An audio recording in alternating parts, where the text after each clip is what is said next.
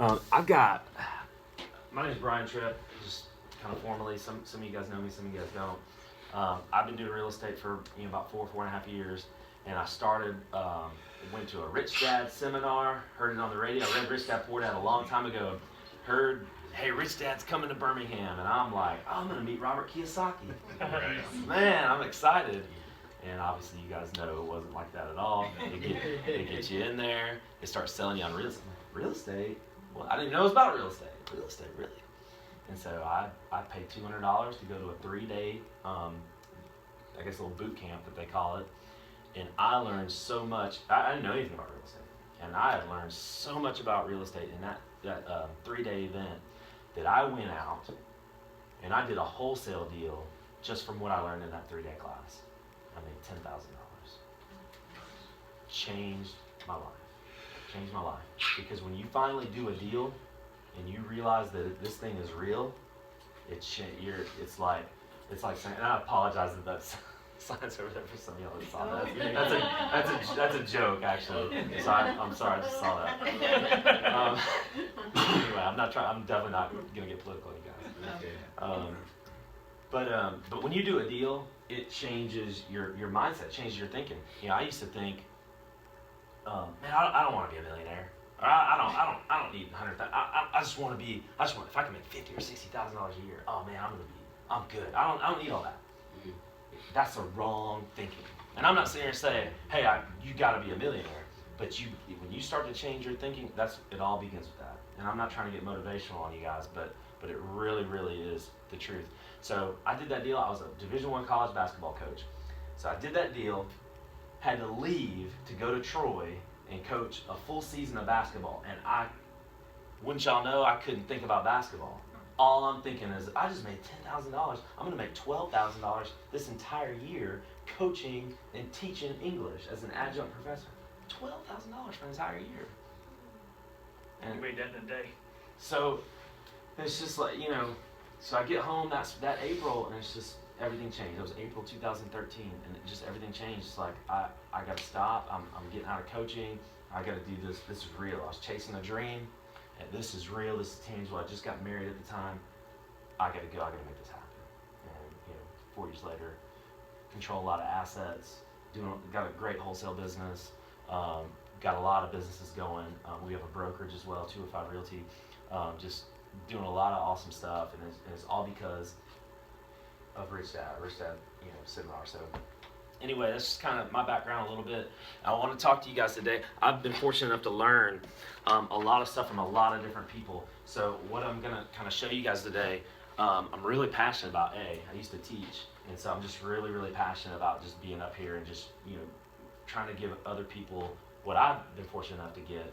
But I've got some awesome information for you guys. And hopefully you're going to take some notes. Here's my agenda for the day. That I'm seriously going to show you specific ways how you can make $2,000, $3,000, $4,000, $5,000 right now. Right now. Say that, and here's the kind of kicker. You gotta work. It's not just gonna fall in your lap. You absolutely have to put in the work. I did not get where I am today just because it just fell in my lap. I'm telling you, when I first started doing this, I absorbed everything. Getting on YouTube, just meeting people, going to all the events, being at an event like this where there's 10, 15 people in here, that's great. Go to the RIAs, go to the Meetups, go to everything you can go to, meet as many people as you can meet, put in the work.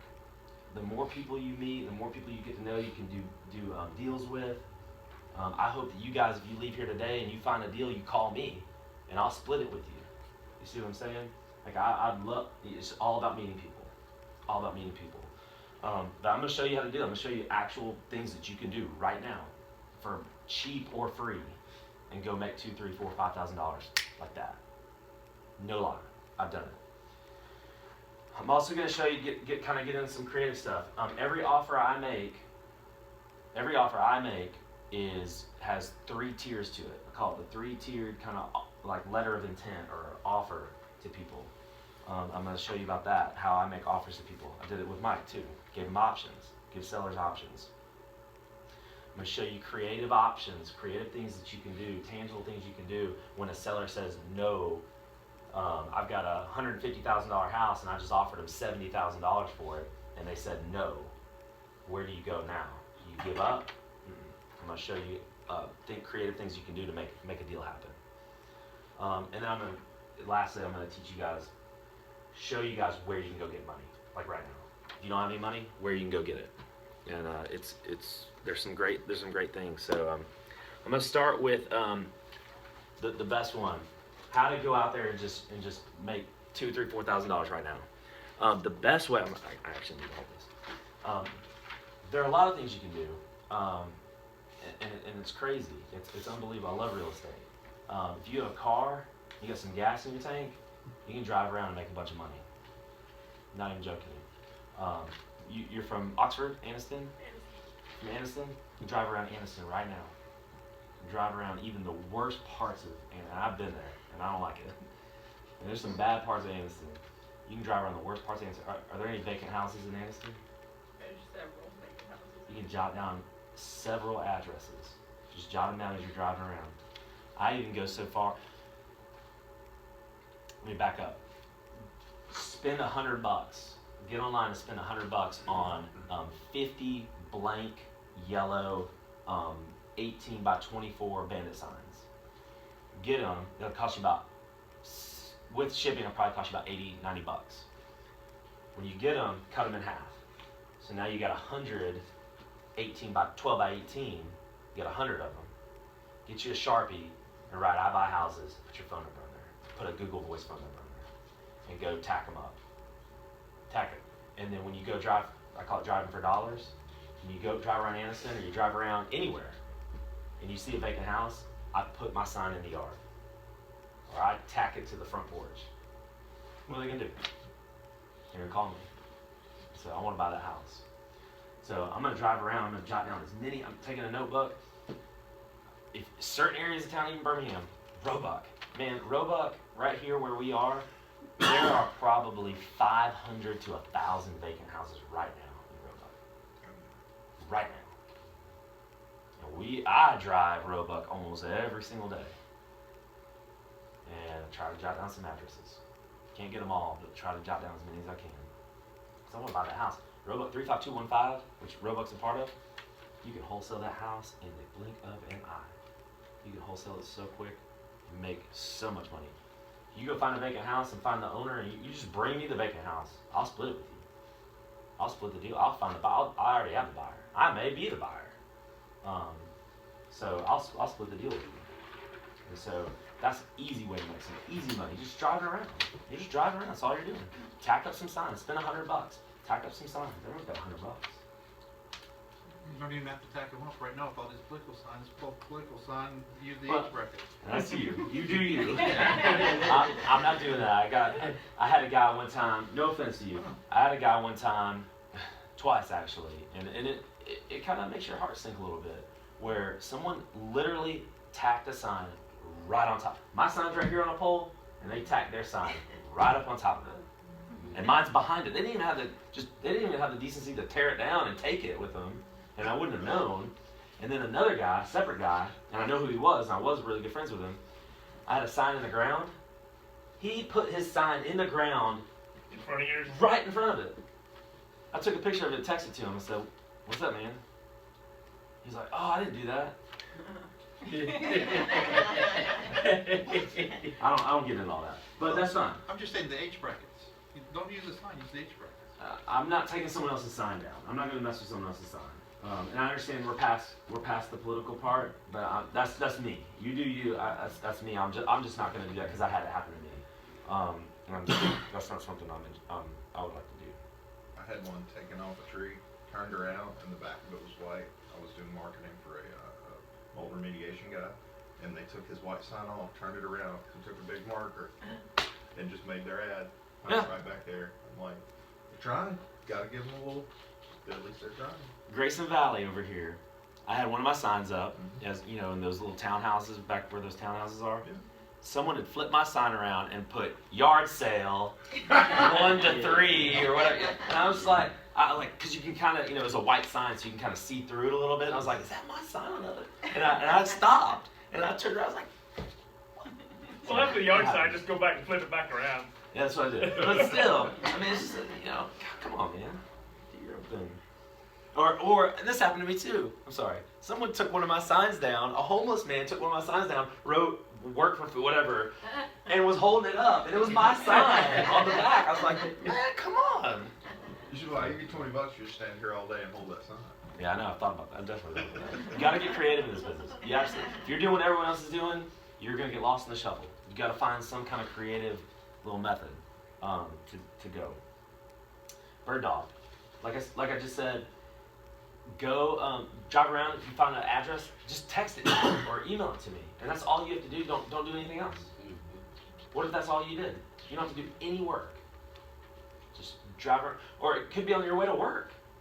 It could be on your way somewhere, and just, that house is vacant. There's grass growing up real high, and windows busted out, or something like that. Jot down this address. I'm gonna text it to Brian real quick, or text it to Mike, or text it to some other guys in here that are doing the same thing. You didn't do anything. You just text the address. I did all the work, and I'll give you probably on something like that, probably give you 10 or 20%. So I apologize for these phones going off. Find these stuff. So the next step is, okay, yeah, I jotted down all these addresses. Now how do I find the seller? What do I do? We can do a lot of different things to skip what we call skip tracing. If you go to you can go to if you're in Jefferson County, you can go to the Jefferson County website. You can go to Shelby County has the exact same website. Not the same website, but it's the same, whatever you call it. GIS tax map. What is it? GIS tax map, that one? That's not what I use. It's called the Citizens Access Portal. If you can type in the address, Shelby County and Jefferson counties they look identical, so it's the same program. It's different websites, same look and feel. Type in the address, it'll spit out the owner. So what you're looking for in something like that is you're looking for 2 separate addresses, right? You want to know there's going to be the property address that you typed in, and then there's going to be the owner's, the mailing address. If they're the same, that means we call owner occupied. Okay, the owner should be living there, even though it's vacant. The tax records say that the owner lives there. So in that case, I'm going to go try to find the deed. I'm going to try to see. I'm going to look up that address. Well, you'll have to look up a name now, but now you have a name because you found the name in the Citizens Access Portal. Now I'm going to go to another Jefferson County website called Landmark, and you just Google it. Landmark, Jefferson County, Alabama. It'll come right up. And you search by name. It's the first thing on there. Just hit name, and you put the name in there. You have to go last name first name last, in all caps, and search for because the Citizens Access Portal lags by about 6 months to a year. The Landmark website is about a week. It's up to date in about a week. Go to Landmark, type in the letter D for deed, or type in deed, and do dates. I wouldn't do because the default is like 1985. Is that right? If you do that and you hit search, it takes probably like 2 minutes because it has to search through all that stuff. So do the date like 2010. So now, and then type in deed and see what comes up. So what might have happened is that house either could have changed hands, or if it hadn't ever changed hands, you can find the actual owner. Now because you got the name. You can try to Google search the name. You can go to I can't remember the name of it now, but I just learned of another program where you can actually get phone numbers. We tracked somebody down who, just because we found an obituary. I know it sounds crazy, but the man had died, and we tracked down his wife. And found she just left that. She didn't want the house. She just left it. She wouldn't pay taxes on it. Just left it sitting there. We tracked down the wife, the widow. And so there are all sorts of creative things that you can do to skip trace to try to find owners. And that's something you can do so easily. And you can get these things, like I said, you can come to me. There are a bunch of folks here in Birmingham that are buying. Get any of these people, and even if you're brand new, say, hey, I got this deal. The deal is the big deal. That's what's going to sell. It's not going to try to find a bunch of people that are going to buy. That's meaningless because they're everywhere. The deal will sell itself. Okay? Or if you want to buy it for yourself, you just found yourself a great deal. You gotta make 10 offers a day, minimum. You have to. Anyway, anyhow, Craigslist, Zillow, forsalebyowner.com, any way, anyhow you can. For sale by owner is great because the email address is on there. You just email them. And email them a 3-tiered offer. I'm gonna get that in a second. You gotta make 10 offers a day because it's a numbers game. It's like sales, it's a numbers game. It's like 1 out of 50 is gonna stick. Yeah. But you gotta be persistent. You gotta keep doing it, keep doing it, keep doing it. Any questions about that? Anything anybody wants to add? Here's another little trick. This is something I love. I've done this so many times. It requires just a little bit of money, but not a lot. Go to these really bad areas. I know some of you don't want to, but go to these really bad areas. And maybe not even really bad. Maybe just kind of like a step up, like Inglewood. It's bad, but it's not. There's worse. I got a house in Inglewood. I'll actually like it. Go to Inglewood right now. Probably what? 30% of the houses are vacant. Yeah. 20 or 30% of the houses in England are vacant. Go get a house, find an address, go find the owner, make them an offer for like $500, $1,000. Don't worry about what the taxes look like. Don't worry about their liens on it. Don't worry about any of that. Just make an offer, $500. Give me $500 cash right now. Just sign me over a quick claim deed. You don't need a closing attorney. You don't need any of that. Just get the house. Get the house any way, anyhow you can. $500. Do it all the time. How many houses we bought for $500? $1,000? 10, 11, 12. Get the house, put it on Craigslist, sell it for $3,000. Happen every time. You do it every single time. There's a little area in Ansley I was in the other day. Great little couple lived there. Vacant houses, boarded up houses everywhere around there. I'm like, man, this is an investor's dream. I'm talking to some people that are scared of it because the drug addicts, the thieves, the guy that I was dealing with said he's been robbed in his own driveway. That's not your buyer. The guy that's worried about all that is not your buyer. You know who your buyer is? The forgive me for saying this, but the wannabe investor. There's a wannabe investor out there on Craigslist right now that'll buy that house. There also, and I'm not prejudiced at all. I'm not saying this to be prejudiced or racist. It's an absolute fact. Hispanics in our area will buy that house. I promise you, they will buy that house for cash. I've done it a dozen times. Well, we could go buy 10 of them today. Do it. Another thing to think about though in that area is a lot of people in neighborhoods want those houses for family members. There's a guy on my grandfather's block. He's bought a house. Knock on the neighbor's door. Family member on his house, on that block. But a lot of these houses, they go by the wayside. Nobody knows who still owns them. How do you get that? Oh, it's probably got $40,000 in taxes. Probably not in that area. It may have $2,000 in Because taxes. the taxes are $100, $200, $300 a year. Yeah. So I mean, there's always somewhere for a house to go. Every place is a step up for somebody. Somebody's sleeping outside, and it may get cold soon. So here's what I've done this 9 times. I bought a block of 8 houses, and then for $500 each, and then I bought a house in Woodlawn for $2,000, which is way too much, but I did it anyway. I've done this 9 times in the past year, where I bought these houses and I sell them for $1,000 down. Got my money back. $1,000 down, $200 a month. Free money. It's literally free money. You got your down payment back. You got your money back on the down payment, and you're making $200 a month for the next 3 or 4 years. I got 5 of them going on right now. Owner finance deals like that. One of Who them. did you buy? Investors or somebody who wants No. All over the board. Hispanics, investors, homeowners. This is an example. It's unbelievable to me. But there's a family who I'm not going to North Birmingham. I'm sorry. I'm just not. I'm not comfortable. Okay. I got one of those block of 8 houses I got was in North Birmingham. Really, really bad area. I actually went through the house and during the day with 3 other people, and I felt really like we all felt like it was really uncomfortable. It really was. It was just really one of the worst areas I've ever been to. Put that house on Craigslist. $1,000 down, $200 a month. Lady called me, came to my office. Her name was Patrice. Awesome lady. She said, I grew up in that area. Grew up actually right around the corner from there. I really want that house, but I don't have any money. And I worked with her. She paid me $100 a month. Well, a little more than that, probably 150 bucks a month. She got it paid off in about 6 or 7 months. To make that $1,000 down payment, and then I signed the deed over to her, and it just sat there.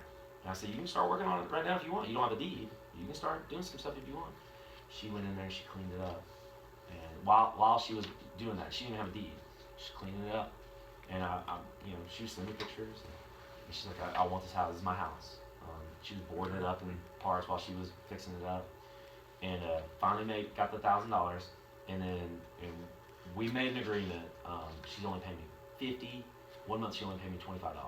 She's paying me like $50 a month, and I'm probably just gonna here pretty soon. I'm just gonna be like, we'll just have it. She moved her family in there.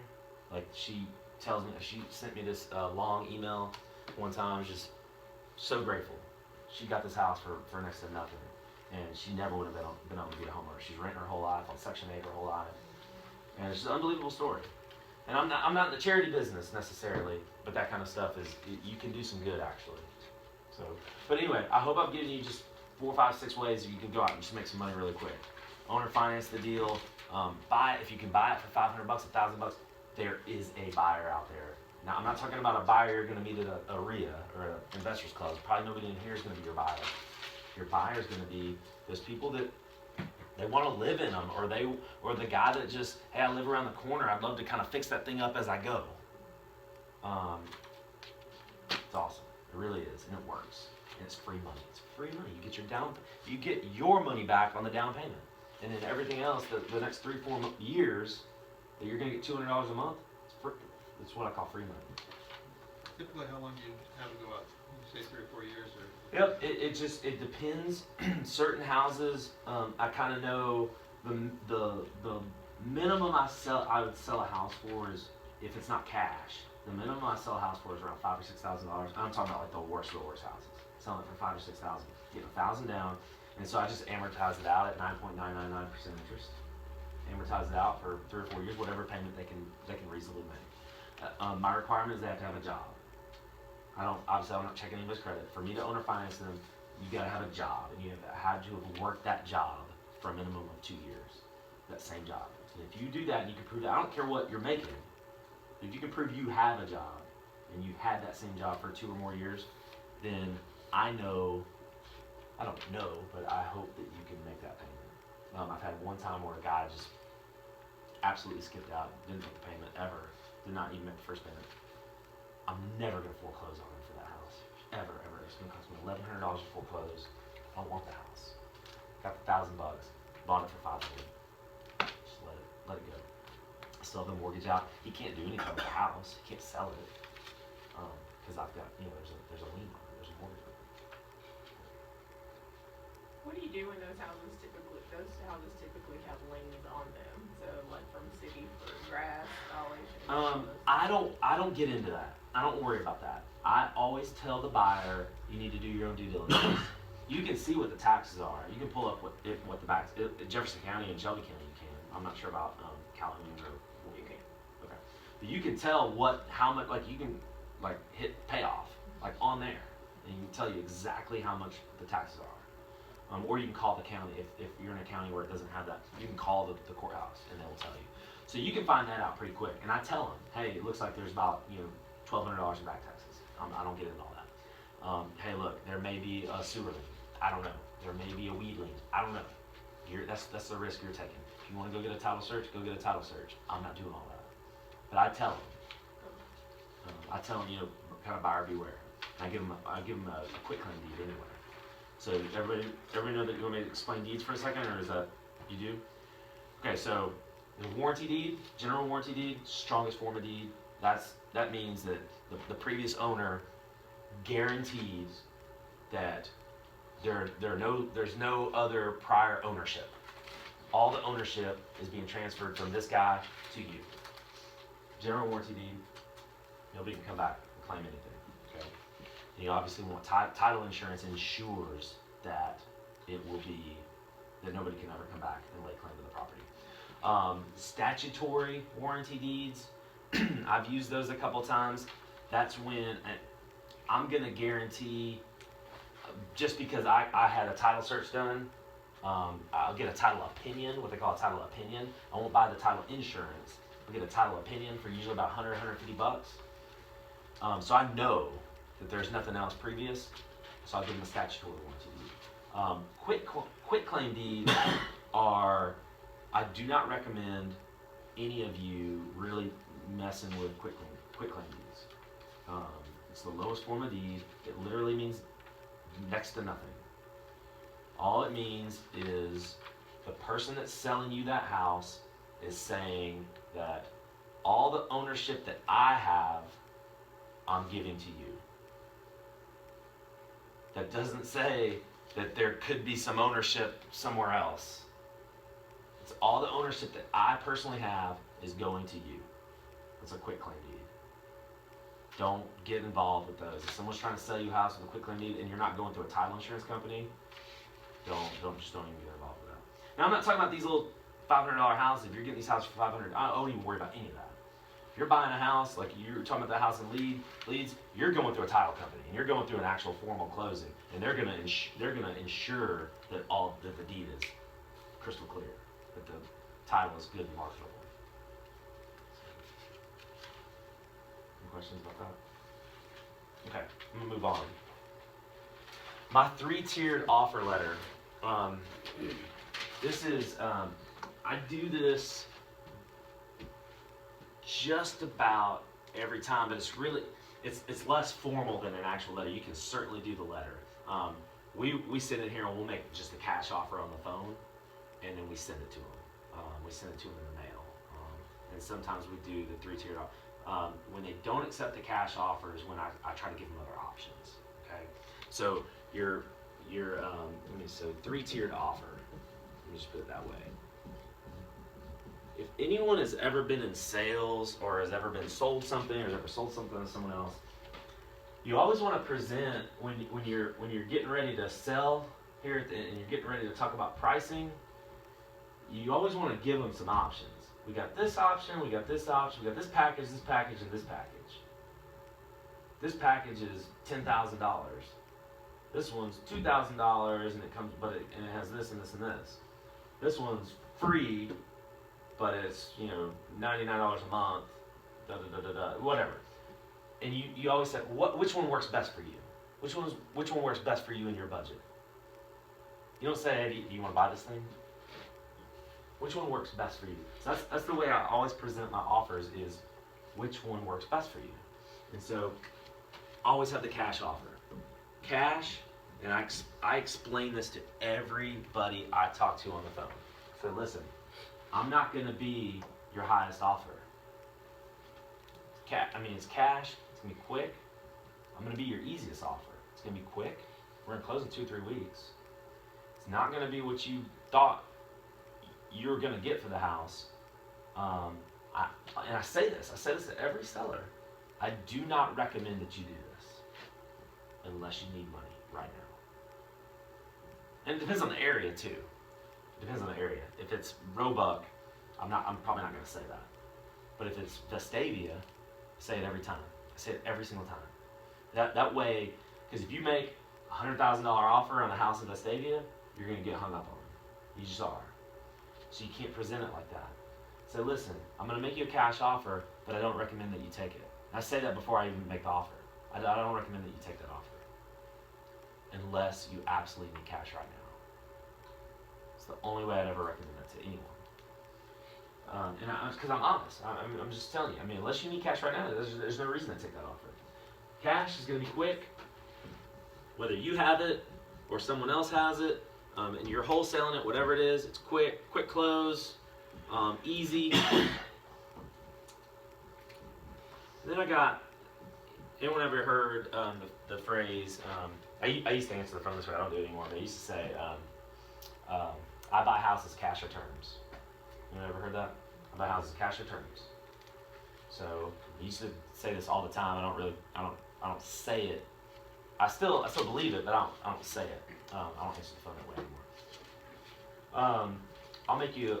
I'll offer you 100% of fair market value. So I do it right now. I offer you 100% of fair market value if you give me terms. And so, what was do you remember the offer I made you for that house over in Pinson? I don't think it ran like this, but our conversation didn't go like a normal What, selling conversation. tell I me- think you offered 45, okay, and then you came back with a. so it came back when? Later? No, it was. Not right then when we were talking. I think it was. We got Okay. rained in. Remember, it started raining real bad for a second. I was there for like Stuck 2 there. hours, by the Yeah. way, and I recommend that. I recommend you talk to someone and you build rapport. I know it's crazy. Build the rapport. I've been at houses 2 hours, Yeah. and I got the deal. I got the sale. I recommend that you spend the time. I don't recommend that you spend the time if you don't think it's going to go anywhere, and you can kind of get that sense. So, go ahead. I'd love But for I you to think tell you the story. got, you offered 45, and I was thinking more around 50, and that would have been quicker. And there was, you said you have another opportunity, but you'd have to wait. And I think it was 35, 45 days, something like that. I was comfortable waiting, so I just waited. But the second offer was 50. Do you remember another conversation we had that first day about terms? About you don't get anything right now, and I spend my money. Yeah. I spend my money. Yeah, you what go is ahead and start marketing and putting signs in there, get people to do stuff to the property. Like you're going ahead and trying to sell it before you even close on it. Well, that's that you. Well, you made the comment that we'll probably go ahead. I reserve the right to go ahead and put a sign in the yard. Go ahead and start marketing the property, and I'm sitting here thinking, well, that's great because if he finds somebody who wants to come in here and fix this thing up and live on this block, and they offer him 60, and he offers me 50, he makes $10,000 for putting a sign in the yard. I don't remember That's what I was thinking. Oh, okay, I don't remember that. That's okay. No, that's still good. That's still good. I would still do that. So my second part is always going to be some sort of terms. Really, 2 and 3 are going to be some sort of terms. Just going to be a little bit different. Usually, I go. I want some owner financing. Okay, I need some help. I can give them more money, and that's how I present this one. Look, my cash offer is probably going to be 50. My offer. I'm not saying that. I want to leave some room for some negotiation. My cash offer is usually going to be 50 to 60 cents on the dollar, minus repairs. Right? It's kind of typical. It's my offer. I probably go up to as much as 65. So if they don't like I always say it this way. So, Mike, I'll give you 40,000 for that house in Pinson. Yeah. And you're going to come back at me and say, Well, I don't think that's what I'm looking to get out of it. I need a little more than that. what's the next words out of my mouth, Ian? I just told you. What can you do? What can you do? A little bit more with terms. What can you? No, I'm not at terms yet. Okay, he wants cash, and I'm trying to make this stick first. This is first. I'm always going after this cash thing. I can do 40, Mike. Can't do 40? No. What can you do? 40's not worth it. What can you do? Really Counter need me. 50. You need 50. And So now I got a number out of 50, him. yeah. Now I got a number out of him. Okay. Trying to get that number. I always want to actually try to get the number out of him first. You were very upfront right in the beginning, as far as, generally our structure is, we have to buy these things and we have to make profit on these things, so we're not coming in and offering you MLS. And you were very upfront. I told you that on the phone. I didn't even want to drive. I didn't even want to drive out there. I don't even go look at houses unless we're close. If I get the sense that we're close, I'll go. I'll go on the appointments. And then I'll So spend you'll the make time. an offer sight unseen? Absolutely, but that doesn't work. Absolutely. We make dozens of offers every day, sight unseen. But how do you just know it's not a burn down and start over job? It's not a hard set in stone offer. It's look, all the information you've given me right now, and what I know about the area, and they're trying to pull a number out of me. I'm always getting a number out of them first. Always. Probably 1 or 2 times I ever not. I'm getting a number out of them first. So when I get a number out of them first, I don't think you gave me a number on the phone, Mike, but I explained to him that, listen, exactly what you just said. We're typically 70 cents on the dollar at best, minus repairs. And he goes, I understand. Okay. I'm like, all right. When can you meet? because he understood that. We never even talked about numbers on the phone. You typically don't want to negotiate on the phone. So, but I will make blind offers all the time. You got escape clauses. Like we send contracts through the mail and through email to people with the number already on it, sight unseen. But I got a 7-day inspection period. See what I'm saying? I don't put any earnest money down. Really ever. I think I was required to one time, but it was like a $300,000 house. That's what it is. So you'll make an offer to somebody, they'll call you and you'll make them an offer, you don't stop and go do research and then make an offer? This is kind of getting into knowing your market kind of thing, and it's also I'm trying to do the research. Like let's just keep using this one on in Pinson for an example. I know Pinson. When he told me it was a 3-bed, 1.5 bath, split level, 3 and no garage, carport. I already have in my head, and I'm asking him what does it need? You know what? I asked you what kind of condition is it in? What does it need? I already know what those houses are worth. I already know what they're worth retail.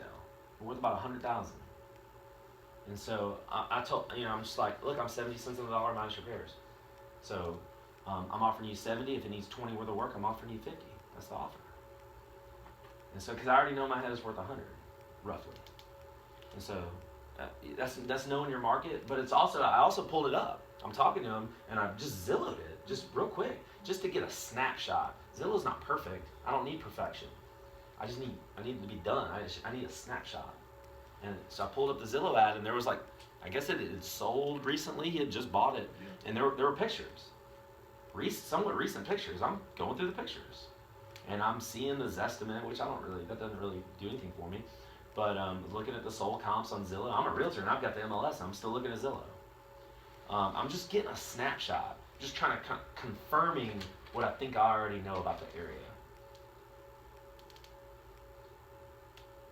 So my offer is always this. So I can offer you 40, and I'm thinking more like, well, what can you do? I don't just give up on I can't do that. You don't just give up. Well, what can you do? I can do 50. 50's a little tight. So I'm always negotiating. 50's going to be tight. And so if we do agree, say we agree to 45 on the phone, and he was dead set on 50. So I went ahead and got the contract for 50. I told him, listen, I got to get my contractor in here. I've got to see. I'm trained I'm knowledgeable, but I'm not a contractor. And I'm not the guy that's going to be bidding out the job either. So I got to get my contractor in here. So we'll do 50, but if he comes in here and tells me, I think it needs about 20 worth of work, but if he comes in here and tells me that it needs 25 or 30, I'm just letting you know, it's going to be your option at that point. You either renegotiate or you can just tell me to take a hike. Okay? But I locked it up. I got the contract because we were close enough. I thought it was worth 100, and I thought it needed 20 worth of work. So that's my 70. That's the max. I won't go above. My offer is always 50 to 60. I won't go above 70 is my MAO, my maximum allowable offer. 70% minus repairs is the max I'll go. So I locked it up at 50, and then I called him. 3 or 4 days later? Yeah. Had my buyer, my contractor, look at it. Called him 3 or 4 or 5 days later. Told him, look, I can do 50, but it's gonna, cause I had another guy that was gonna buy it for 50, 55, I guess is what it. Did we do 50? Yeah, we did 50. Okay, so yeah, he bought it for 55. I had a guy that would buy it for 55, but he needed like 6 weeks. And another guy, I knew I was actually gonna buy it for 50. I was gonna buy it, take it down for 45. Because it was a 3-bed, 1.5 bath. I needed to make that half bath a full. I didn't think I could do it, so I needed to get it for a little bit less, and I was going to do it. I was going to do the rehab. So I said, listen, we can do 50. It's going to take about 6 weeks to close. I gave him the closing date, and we closed on that date, right? I gave him the closing date. It was like 6 weeks out. So we can do the 50. It's going to take 6 weeks. Sorry, it's just the way it is. I'm sorry. Or do 45. And close in 2 weeks. Which one works best for you? 50 it was. And he's like, look, man, I can wait. I said, okay. Awesome, no problem. Just letting you know, it's gonna be 6 weeks. So, and it worked. And he waited 6 weeks. We got the deal closed. So, always want to be you always want to make this work because this is quick. This is quick and dirty, and it's gonna be money in your pocket. And I'm really speaking more to wholesaling right now, obviously. But even if you were gonna take it down and flip it, even if you were gonna buy it yourself, same thing. You're offering the cash. Your formula is still 70 cents on the dollar, minus repairs. So if you bought this thing for 50 and you're flipping it, you bought it for 50 and it does need 20, and you're gonna have typically I put 15% in, and this is easy because it's all adding up to 100. So bought it for 50, rehabbed it for 20, and I've got 15% worth of holding and closing costs. It leaves 15% profit for me. So I'm gonna make $15,000 on this house. So it still works as a flip too. Does that make sense? Any questions? Sure. Ian, do you know what an eraser is? Up top. No. That's all I was. Okay, so the next part of my offer, so cash is not really working for him, and he needs 70. Say he needs 70. And he said, I know I can't do 70 cash. I'm nowhere close to 70. No way I can make 70 work. Zero chance. So try to get creative. I don't want this to be a dead deal. I know it's worth 100, and it needs 20 worth of work, and he wants 70. That's like 90 cents on the dollar. No, that's retail. That's basically retail. That's retail, man. I can't give you cash. But would you be willing to own or finance it? Would you be willing to carry the note? So I always want to try to get some owner financing. If I give you, say, $10,000 down for this one. This is a great house. I really did want it as a rental. If I'd gotten it for $45,000, I would have kept it as a rental. If he'll owner finance it, say I'll give you $5,000 right now, cash, and then finance me, amortize it over 30, but give me a 5-year balloon. So that way you're only in it for 5 years, and I pay you off in 5 years. But amortize it over 30. That's very important. Does everybody know what that means? That means I'm stretching the payment out over 30 years. Means my payment's gonna be really low. So $65,000 loan over 30 years, that payment's gonna be about $300. I'm gonna rent this house for $900, $950, probably $1,000. Yeah, $950. I'm gonna rent this house out for $950. But I got to put now I got some other challenges too because he's gonna carry it. This thing needs 20 worth of work. That's to retail it. I could have got away with 5 or 10 for that house. That's pretty good. That house is in pretty good shape. It was in pretty good shape. To rent it, I probably could have put 5 in it. So I'm in it for 10. So let's just do those numbers. I'm sorry, I'm a numbers guy. I think this is important. Say I put $5,000 down. Obviously, you need some money here. Put $5,000 down. I put $5,000 worth of work into it. I'm in this house for $10,000. It's worth $100. Okay.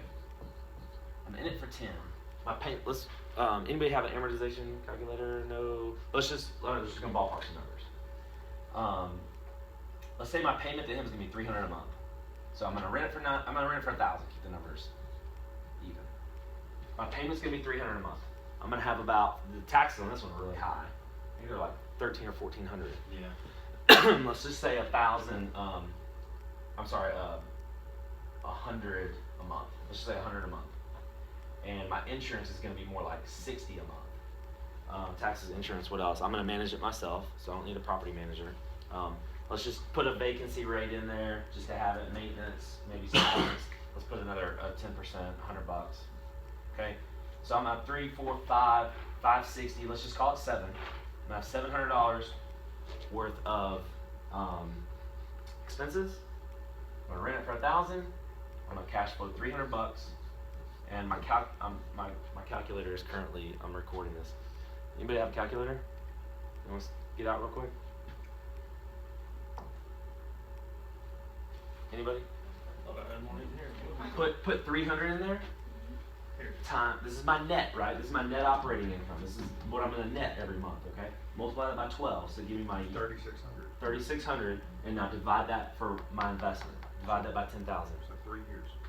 Just over. No. Divide that by my investment. What does that give you? Divided by 10,000. What's 3,600 divided by 10,000? 36.36. So this is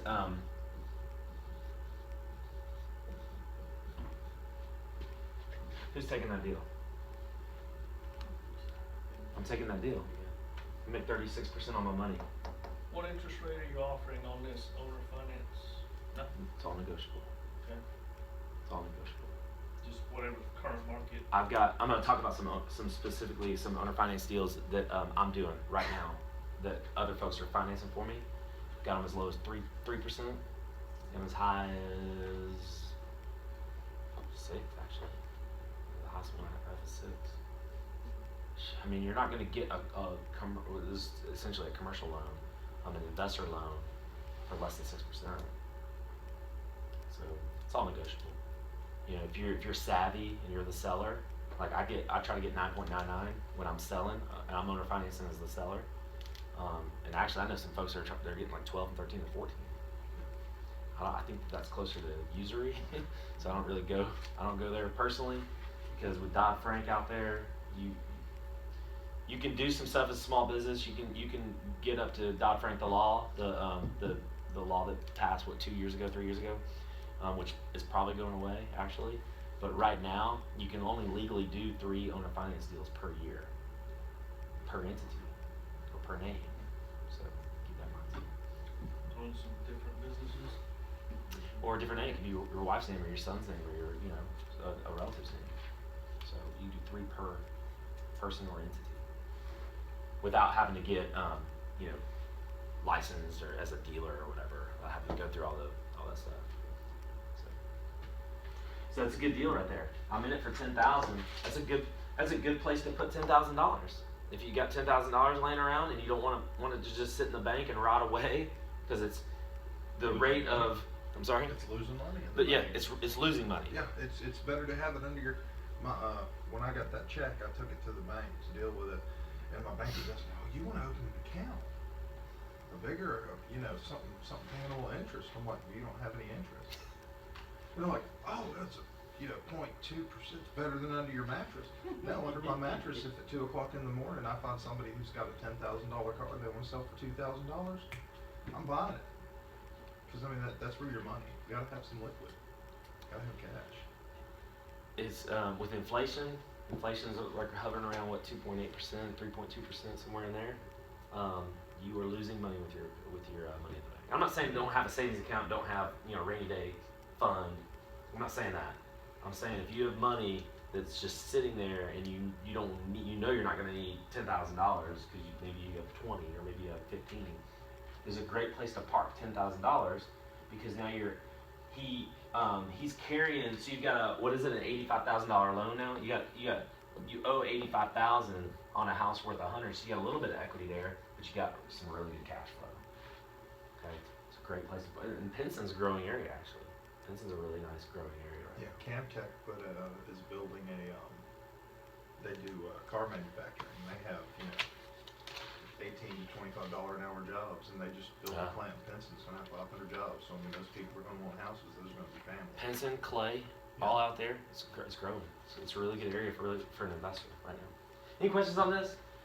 My 3-tiered offer, I'm kind of behind a little bit, but always offering cash. Want some sort of owner financing. My third one is usually another form, some sort of still another form of owner financing. Still owner financing, but also I'm really trying to get creative here. Okay, I'm sorry I've got my back to you. I'm really trying to get creative here with a possible lease option.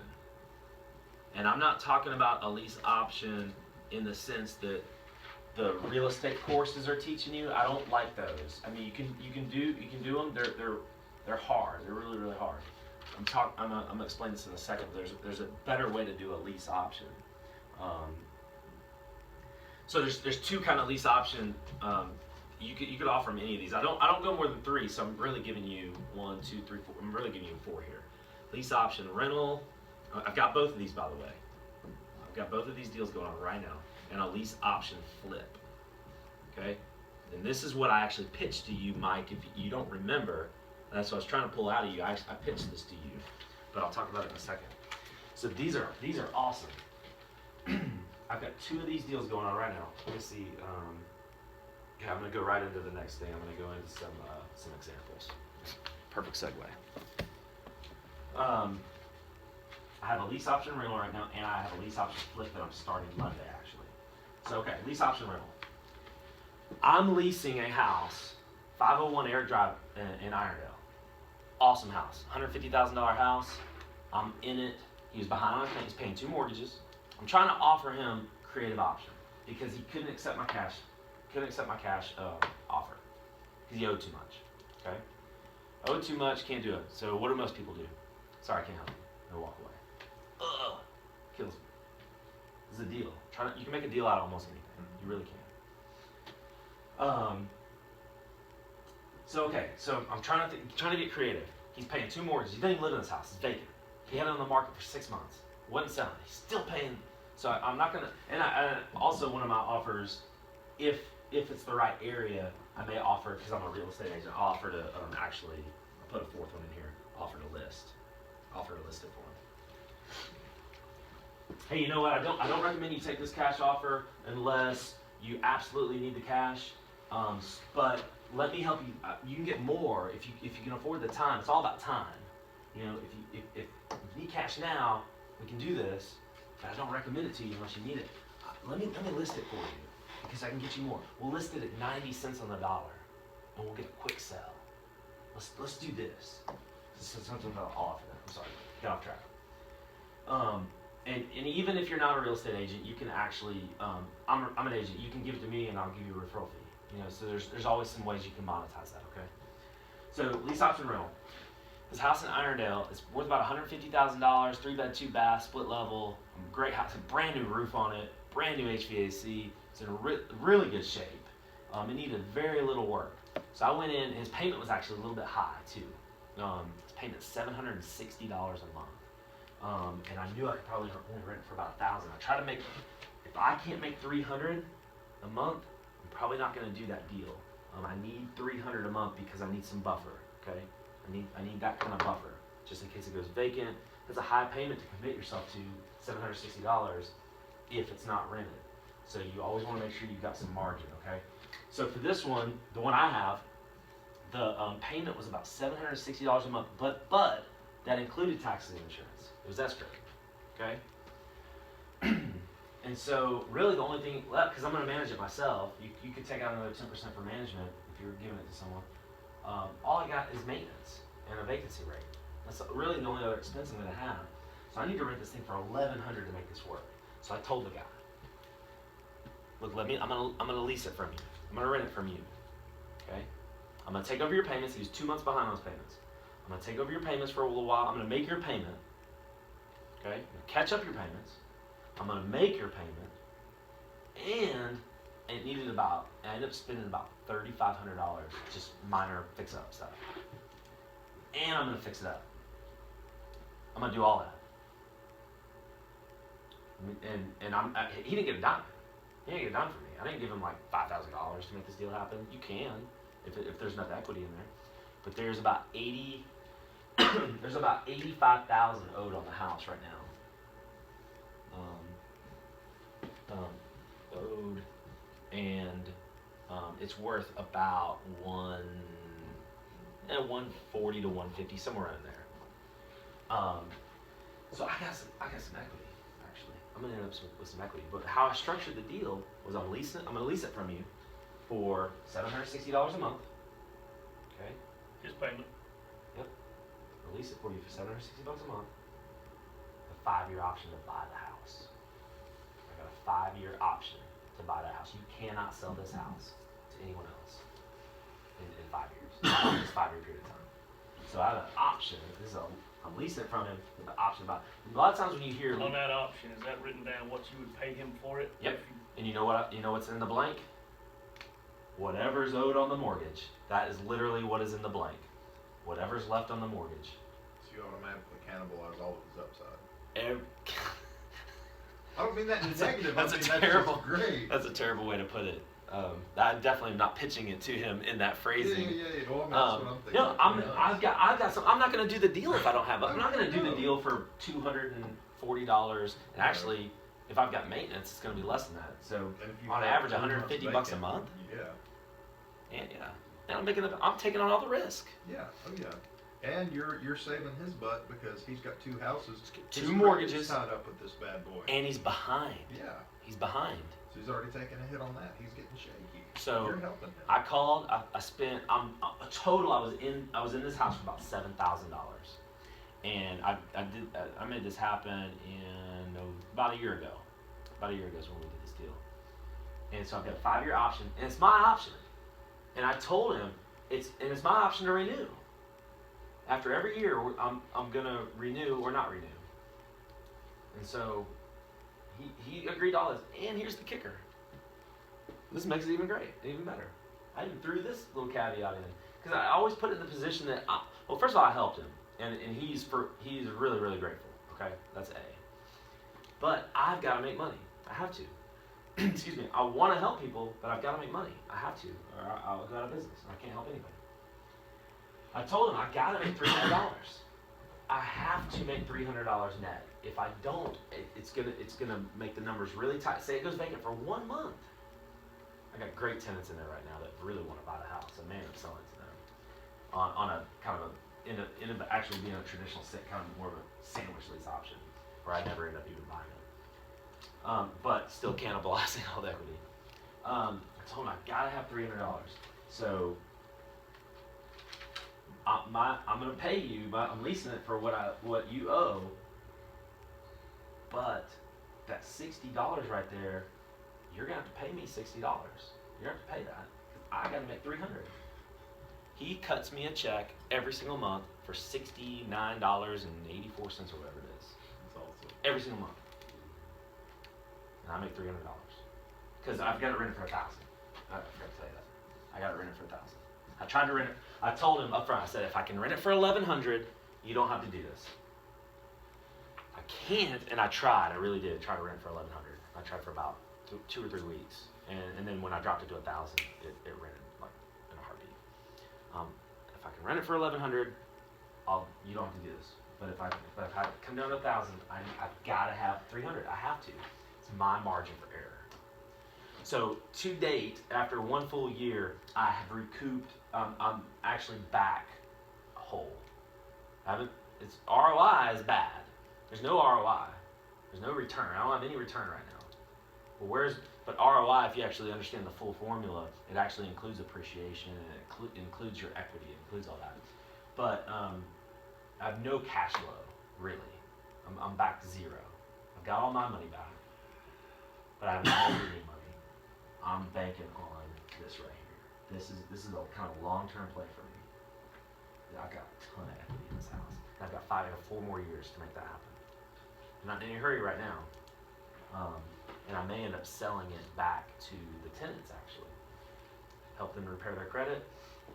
Sell it to them for $150,000. Owed $85,000. I'm gonna have some closing costs. I'm gonna make about $50,000-$60,000 on this house. That's my goal. Okay. Was he not willing to take the $85,000 cash, or is that not? I didn't offer him $85,000 cash. That's just what's owed on the property. That's what's owed, and that's why he couldn't take my cash offer. I can't remember what I offered him, but I know it didn't make sense for him. I think I offered him $75. Okay, I was That's gonna what it say, ended up being.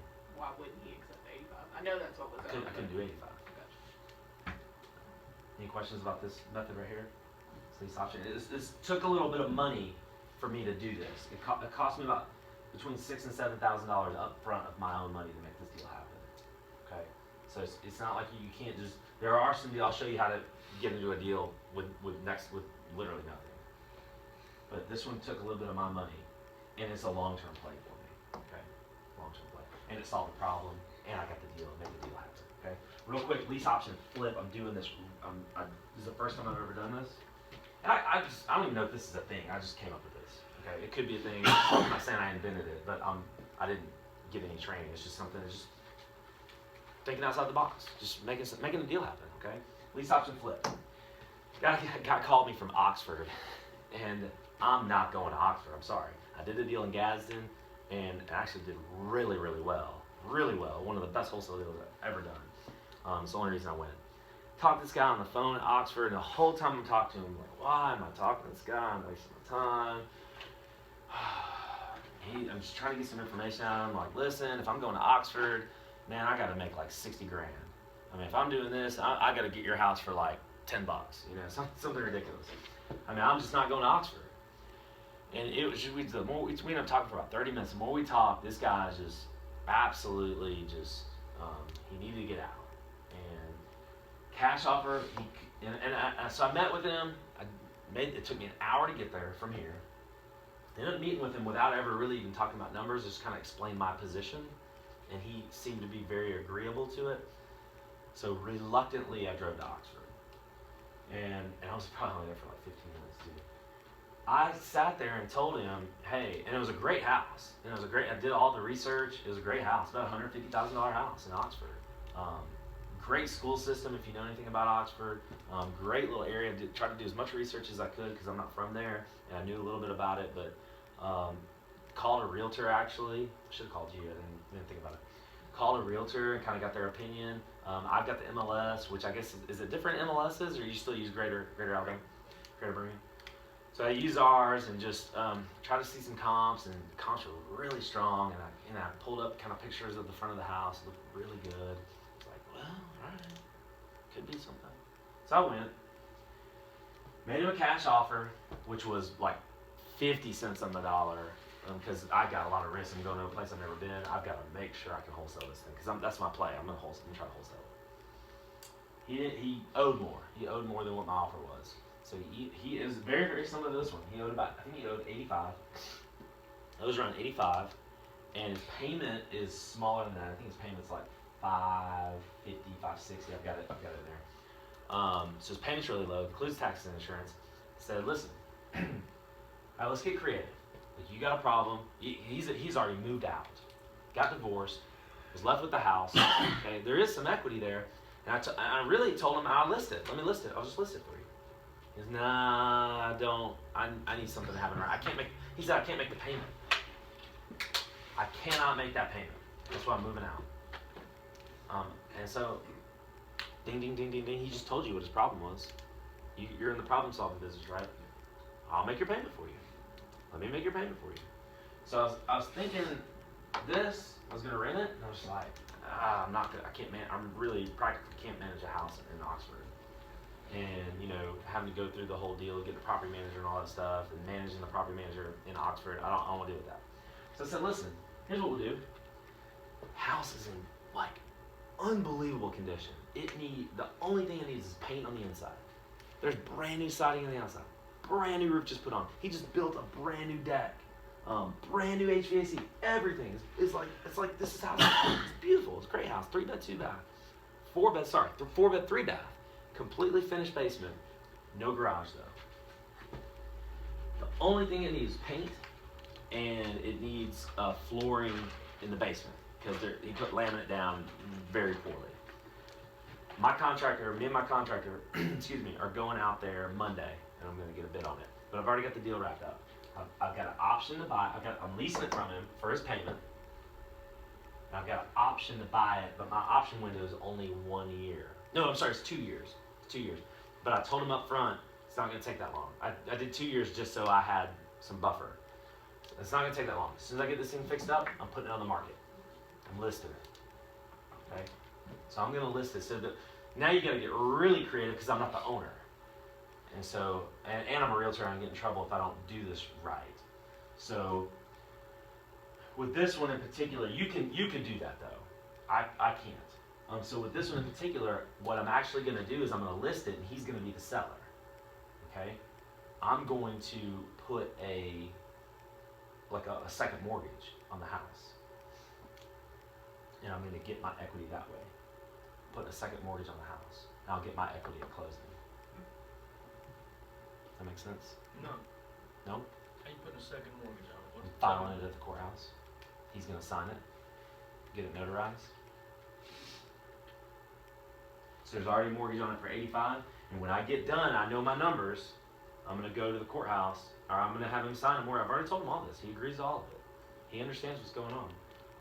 He's going to sign a mortgage, a second mortgage that says, hey, you owe me $35,000. And it'll get, the mortgages have to get paid off at closing. That's how we're structuring the deal. Gotta be creative in this business. You absolutely have to, especially now where it's so competitive. I mean, I just got a room full of competitors. You know what I'm saying? It's really competitive business. You gotta separate yourself. You gotta get creative. What questions do you have?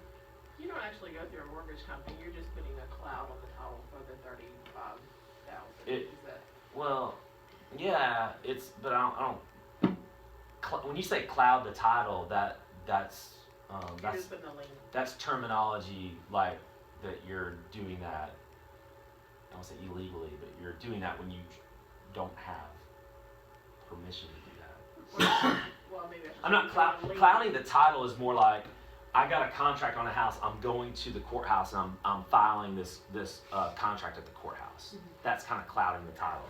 Clouding the title means this guy cannot sell this house until he goes through me.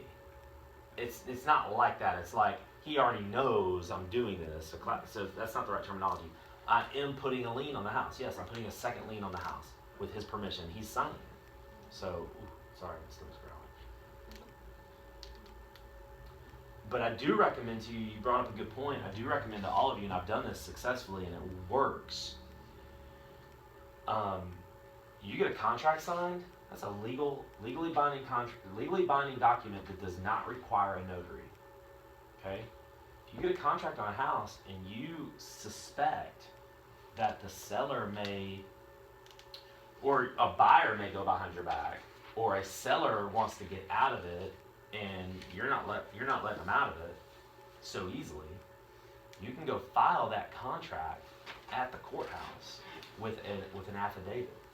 And I've got that paperwork. If you want, I'll give it to you. Just shoot me an email. File it and get that affidavit notarized and file it at the courthouse. So if that person does go to sell that house, no title insurance company will insure it. None. They won't do it. There's a cloud on the title, like you just said. Make sense? What are the questions? I still don't understand the lease option rental. Okay? Sure. He's hoping to get $85,000 to pay off what he owes, right? And No, I'm not going to say it like that, but keep going. okay, and so you're renting it to someone else, making hopefully $300 to cover, hoping to sell it to those people you're renting it to? That's just my specific situation. Okay. So I'm just think of it this way. Forget about all this. I'm leasing it. I'm renting a house from someone for what their payment is. Okay?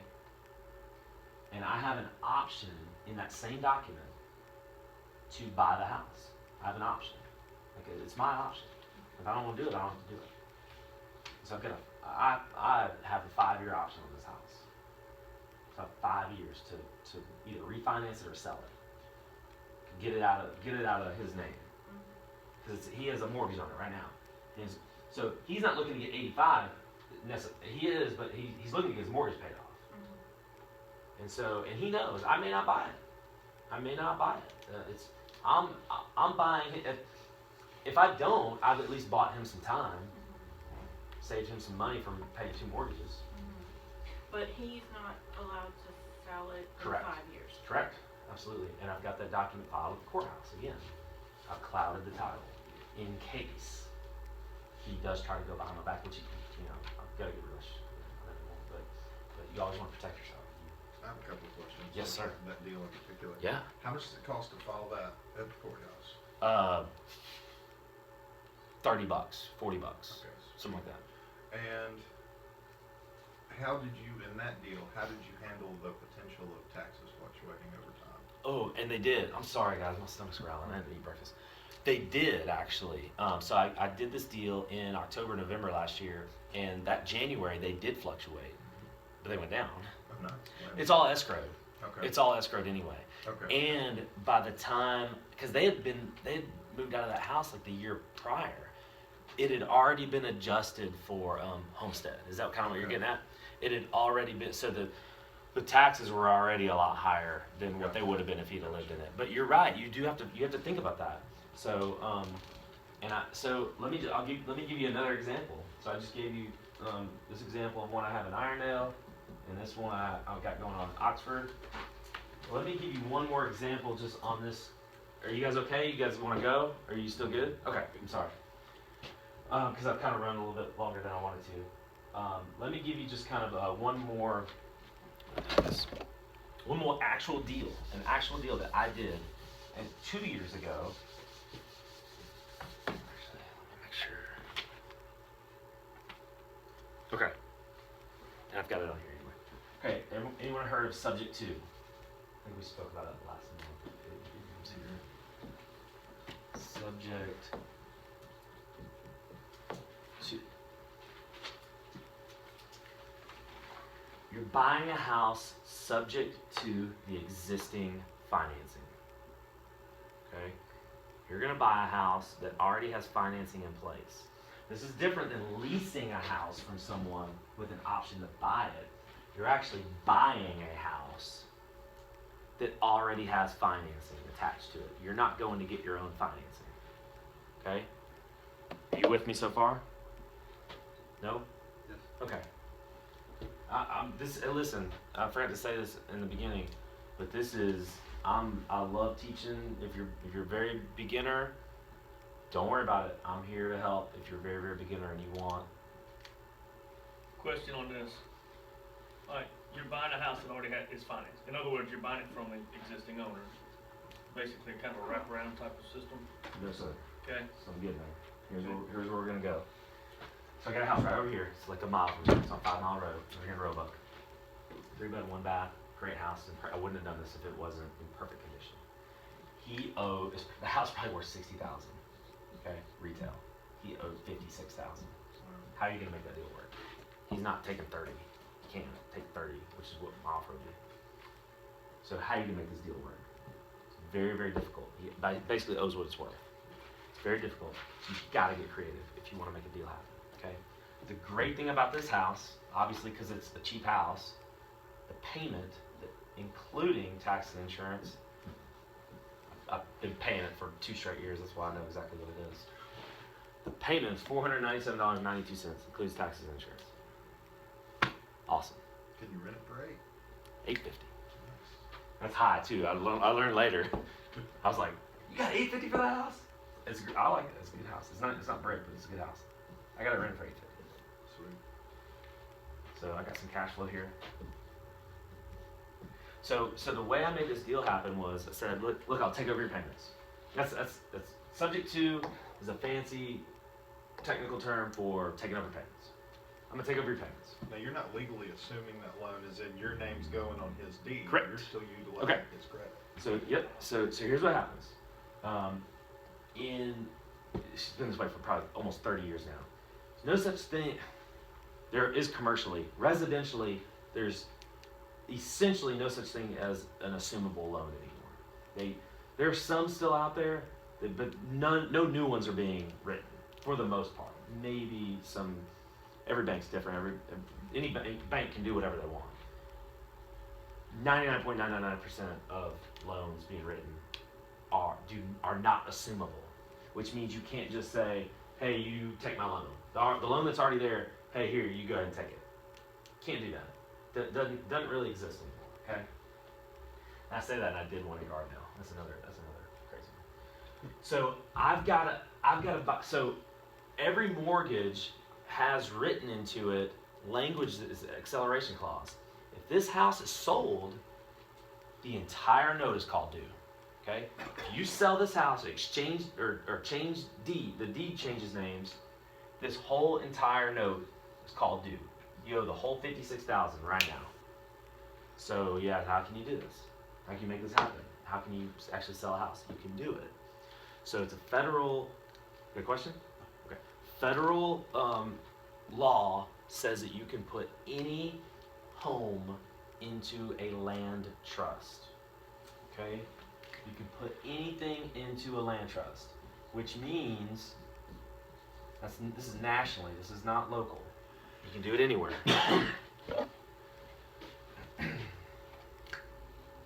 I forgot to say this disclaimer is at the top of my paper. I'm not an attorney. Okay?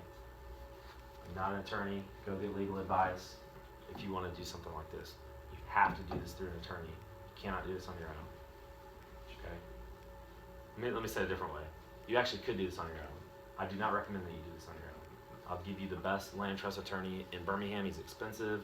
When I say expensive, it's like $600. So it's not like it's thousands of dollars. He's the most expensive closing attorney in Birmingham, but he's the best at this stuff. And I recommend you use it if you're gonna do something like this. And I recommend you have margin.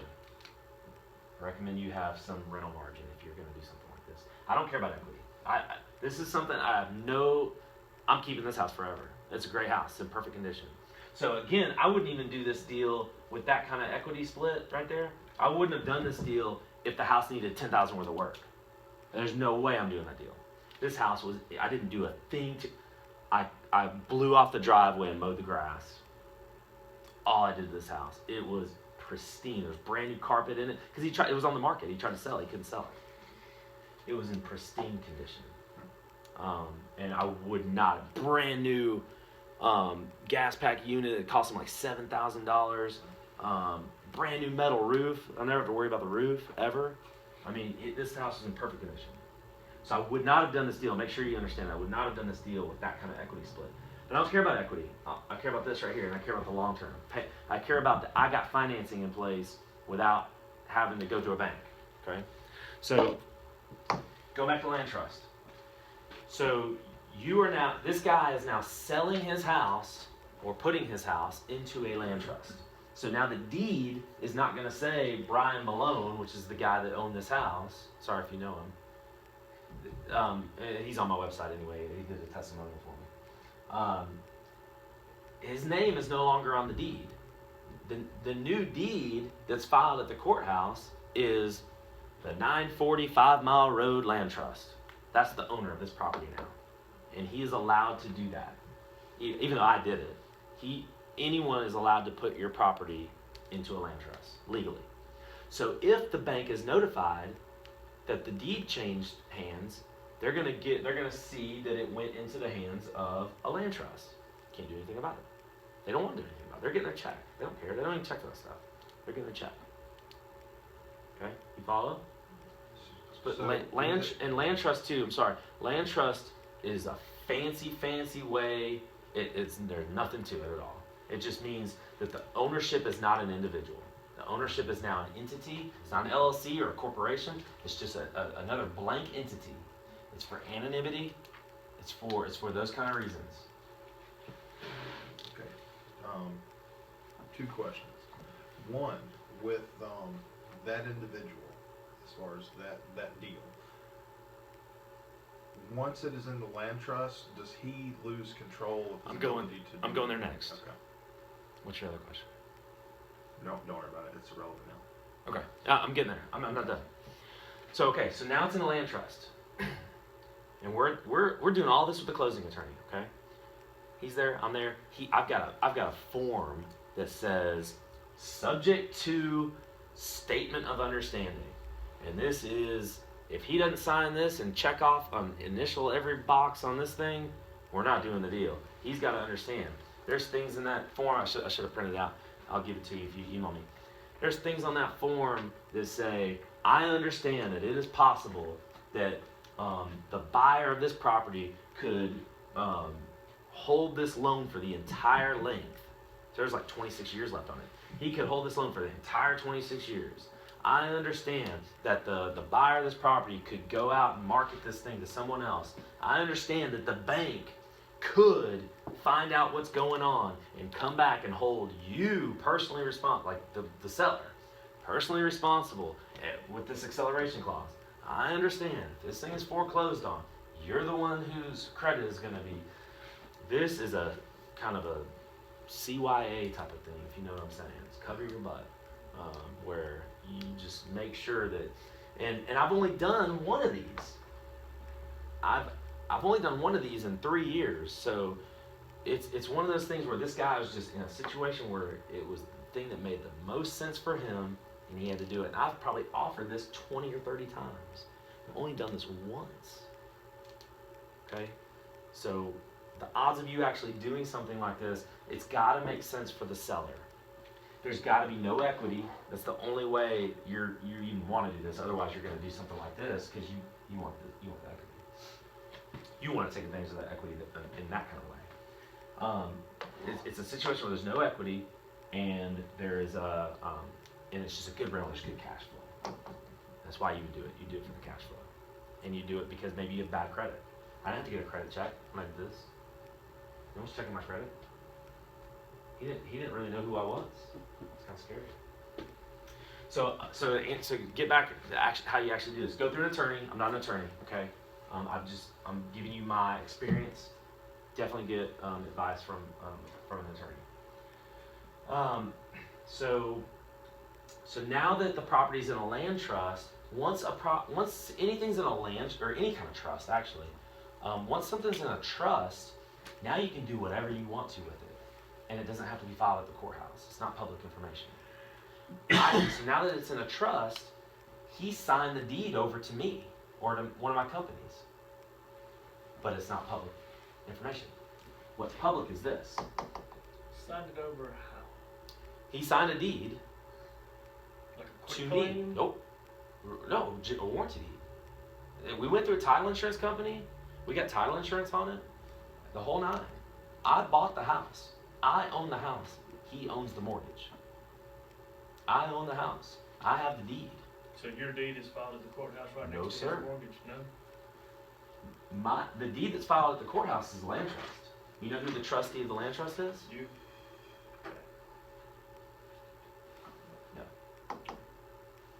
The trustee, so it's different. Again, this is asset protection kind of stuff, which I definitely know a lot about, but I can't really legally advise you on that. I don't want to. But the difference between a land trust and like a living trust and all these other kinds of trusts. The land trust, the trustee is really the owner. Okay, the trustee is the owner. So if you stop paying the mortgage, who's the bank? What's the bank do? They have go to. see him? They have to go. They have to go to the person who the mortgage's name is in, Okay. which is him. Okay. They just, okay. What kind of contract do you have with him? Protect him, any? No. What like So if you like just what? stop paying for it, If I stop paying for it, I is the won't. bank gonna foreclose on it? I Yeah. mean, they have the right to do that, Of course, right? of course. Yeah. All the risk is on him. All the risk is on him. I guess that's one of my questions with that. I understand all of that, but if the bank, let's say for instance something happened, you didn't pay it or whatever, and the bank did actually foreclose on the note, who do they come after for? I know they come after him because he has the loan, but what happens to the property? Just like any other foreclosure. They come and get the property, Sure. but nothing goes. Is it foreclosed on you or is it foreclosed on the owner? It's like any other foreclosure. The name of the person who's on the loan is the one that's going to get hit. Okay, he's the one that's going to get the notices. He's the one that everything's going to happen to him. Now the property itself, because I have the deed. So right now at the courthouse, if you were to look up, you can look it up right now. I don't care. I don't have anything to hide. For you. Look up. Actually, just 945 Mile Road. Just type it into the Citizens Access Portal. What's going to come up is the owner. The owner is 945 Mile Road Land Trust. That's the owner. And that owner's address is a P.O. box I have. Okay? So there's going to be the property. Remember I told you earlier there's two addresses? There's the property address and then there's the owner address or the owner's information. This is the owner. This is the 5 Mile Road Land Trust. So what's going to happen to the actual property? It'll get foreclosed on. And even though the deed is in my company's name, that's not recorded. So this deed is at the courthouse, and then there's another deed that's not at the courthouse. You follow? I know that you don't have to file that. They don't need all that information just to make it official. That it's me that owns the house. So they come take the house. If it came to that, it would never come to that. But if it came to that, they'd come to get the house. The insurance is in his name. So if the house is blown away by a tornado, the mortgage company's gonna get theirs, and then whatever's left over, he'll probably get it. It's in his name. That's his benefit of the gamble, though. You fund the thing for 20 years, it's blown away, and you've made 20 years worth of, you've made about $80,000 on the property in rent rolls. He gets a $10,000 check. Good for him. What do you care? Yep. Now I have a question about that. Sure, let's go. Do the taxes augment because it is in a land trust? Okay, As so far as property taxes? yes, so for this one in particular, it's interesting. But yes, and that's one thing I did take into account is that it was homesteaded when I bought it. Yeah. And the taxes on this are like $350 or $400. It still hadn't caught up. Jefferson County is behind. It might take them 3 or 4 more years for them to figure it out. Yeah. They'll figure it out eventually, but the taxes are probably going to double on this, and I am prepared for that. It didn't happen. It didn't happen last year, and it didn't happen this year. But yes, land trust is considered non-owner occupied. Yeah. Even if my personal residence is in a land trust, by the way. If you try to search my name, try to figure out where I live, good luck. You're not gonna be able to find it.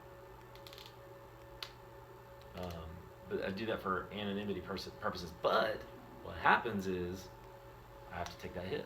Yeah. I have to take my taxes in trustful were $1,100, and now they're like $2,400, and that's the price I pay for anonymity. Okay, got a question about your lease option. Yes, sir. Say the equity wasn't quite so good in that property. Would you walk away after 5 years or 4 years? I mean, I probably wouldn't do the deal if there wasn't this kind of equity. I wouldn't structure it like this. I'd probably structure it like this. The reason I structure it like this with an option to buy, like I'm not going to put an option on it if I don't seriously think I would buy it or sell it or refinance it something. You know, see what I'm saying? Yeah. I wouldn't, and if there was conversely, if there was a lot of equity, I would not go the subject to route. I wouldn't go that route if there was equity, because this is a tough sell. It's the right seller. It's got to be the right person. It's got to be right for them, because you are in the business trying to help people the best you can. Obviously, you want to profit, but I always tell people that, look, I want to do what's best for you. I can profit a lot of different ways, so I want to do what's best for you in your situation. So I pitch them what I think is best for them. And this guy in Oxford that I met a couple weeks ago, I just told him, look, man, I think that this is best for you. The mortgage is gonna be out of your name, because I did pitch him to keep it for 5 years. I was gonna keep it as a rental. I did pitch that actually. I forgot. I know I told you earlier. I didn't want to manage it, but I did pitch that. But I said, listen, that's why I just kind of came up with this on the fly. I was like, listen, I'll just sell it then. We'll put it on the market. It needs some things. He didn't have any money. He had no money. And no money to make a payment, and no money to make the. He had spent all his money. He spent like $30,000. He had this line of credit. He had credit cards. He spent all his money. I'm like, well, let's put it on the market. Let's get your money back. I told him that. That's what's best for you. Let's list it. That's what's best for you. Let's list it at 90 cents on the dollar. We'll sell it in 2 months. It was October, middle of October, or it was the end of October. We'll still sell it. It's not selling season. We'll still sell it. He didn't do it. This is what's best for you. Like, no. He's like, you think? Can you guarantee me it'll sell in by December? No, I can't do that. I said, look, we'll put it at 90 cents on the dollar, so try to get a quick sell. But I can't guarantee that to you. It is more likely they'll probably sell in the spring. And he's like, I can't do that. Can't make payment. Like, all right. I'm like, what else can we do? I'm trying to, I want to make the deal happen. I want to help him, and I want to make money. So that's why I kind of came up with that. How did he find you? TV. I did a TV ad. It's unbelievable. I did a 2-minute business break. Phones went crazy. Unbelievable. On Fox 6 in the morning. You can, if you Google Fox 6 Alabama Cash Deals, it's a 2-minute interview. They sit down and interview me. It was unbelievable. I did that deal. I got 2 listings. I did that. I'm doing this deal in Oxford, and I made $11,500 wholesale deal. We just closed a week ago. All of that business break. Unbelievable. I'm gonna do it again. It's $800. Did it do this?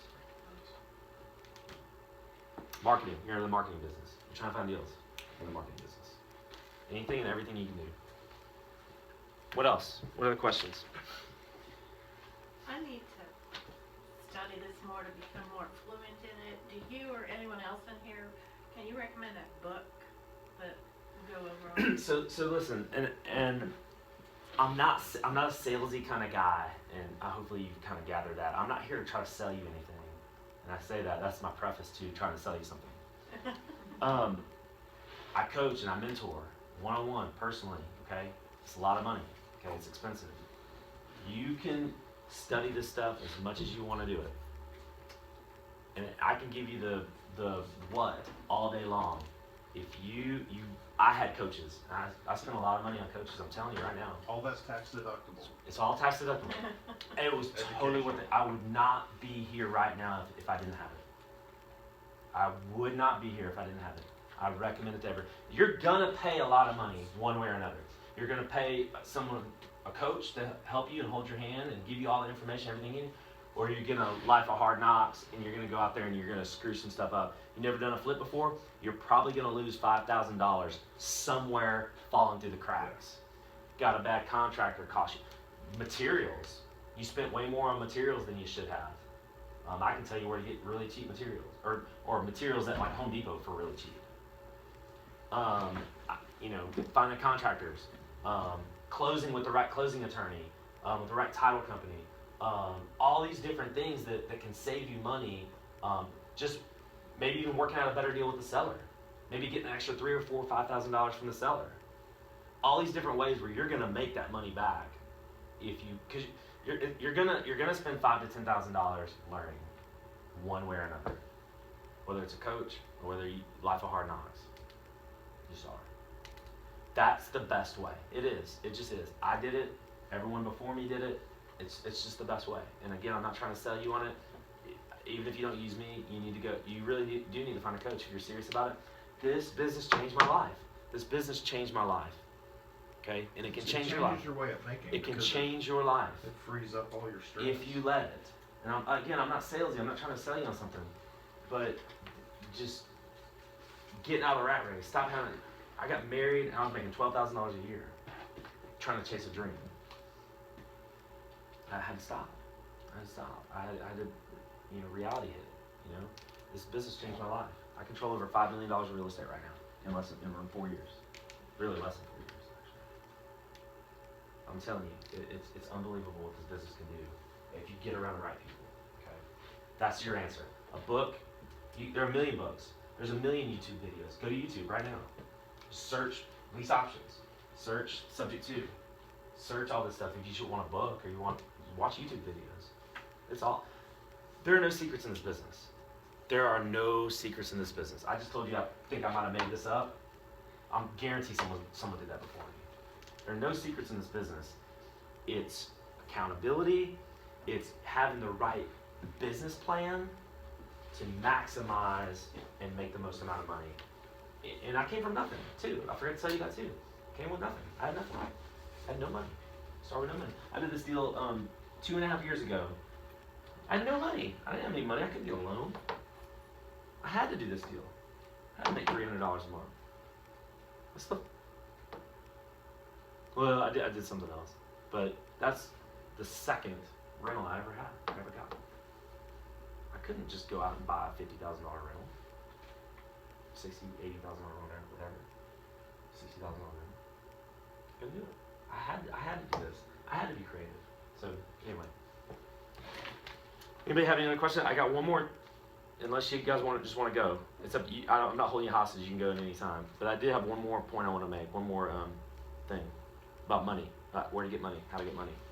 You want to learn about that real quick? Yeah. All right. There are 3 ways. I'm sure there are way more, but I'm gonna give you 3 ways. Everybody got this? I'm gonna go ahead and erase it here.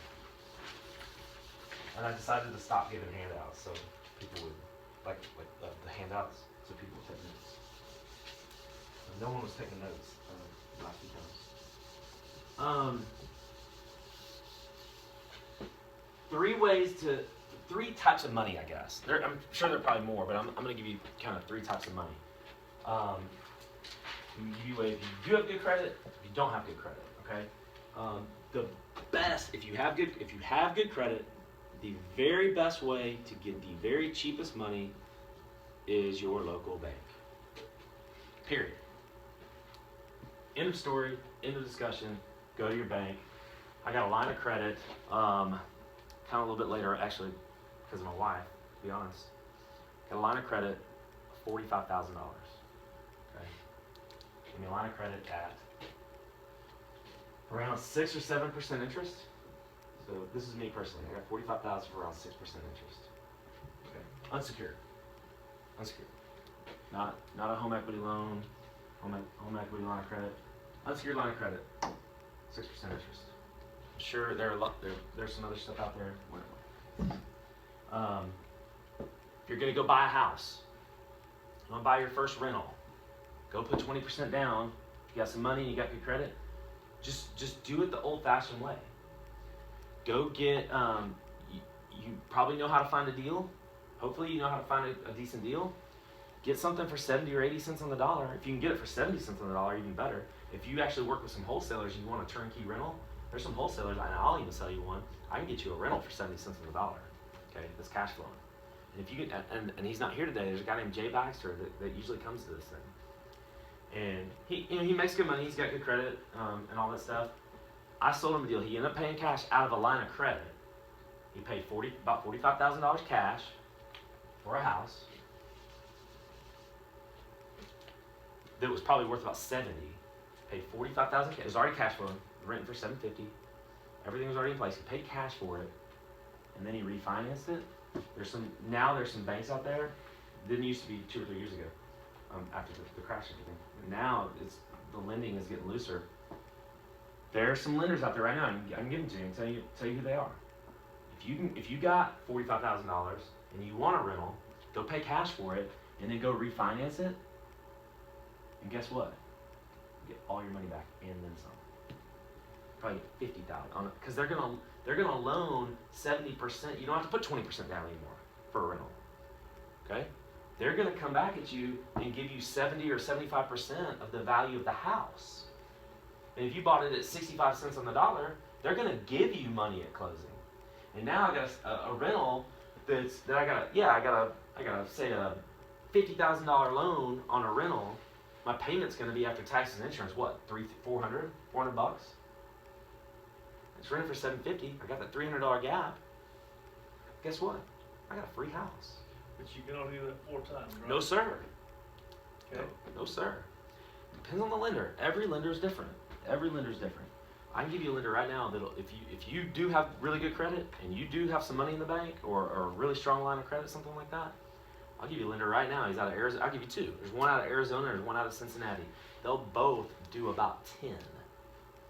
Yeah, Fannie Mae will do 10 too. Fannie Mae will do about 10. But it depends on your credit. You gotta have a really strong credit, really strong income. Fannie Mae will do about 10. And then I wouldn't get wrapped up in all that. Because there are 2 types of loans. Let me just do this. If you're going through a bank, there are 2 types of loans. Okay, there's a Fannie, there's a government-backed loan. Let's just say it that way. There's a loan that's going to be insured by the government. Fannie Mae, Freddie Mac. And then there's what they call portfolio loans. I know 2 of them. I know 2 really good ones. These are the guys you want to work with. You don't want to necessarily, you can definitely do this. Definitely do this. There's nothing wrong with that. This is going to be a little more interest. Okay, you're going to pay about another point or 2 in interest for something like this. But a portfolio loan is something that's going to stay in-house. They're not going to sell it to the government. They're not going to sell it, get rid of it. They don't have to go through these guidelines. Fannie Mae has very specific guidelines. You have to meet all this criteria. You got to meet the income criteria, the credit criteria. You can really do up to 10 by law, but you're right. They might cap you at 4. It's up to the lender. If the lender's not comfortable with you, they may only do 4. But every lender's different. Don't get confused. Every lender, it's up to them.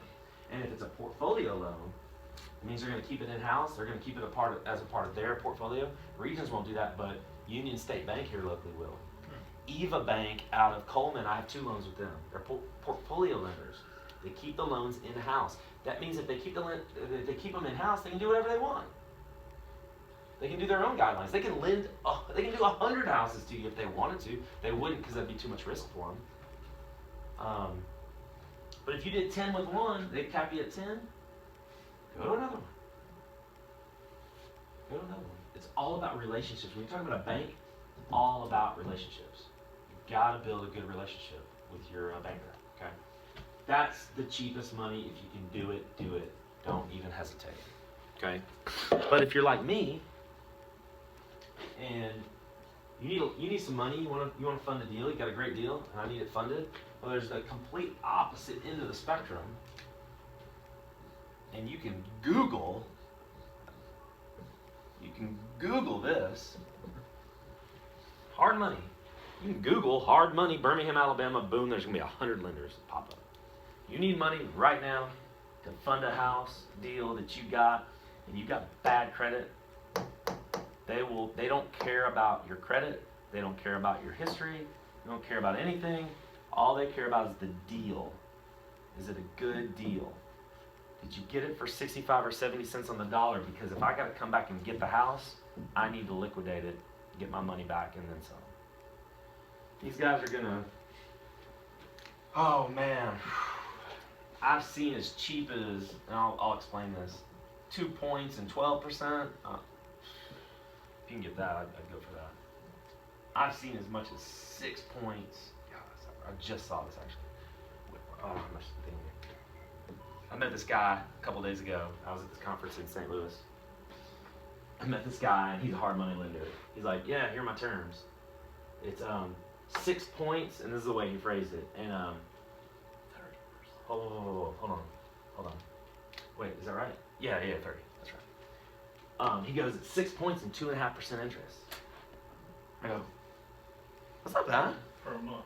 And he goes, yes, 2.5% per month. I'm like, man, come on. 2.5% per month.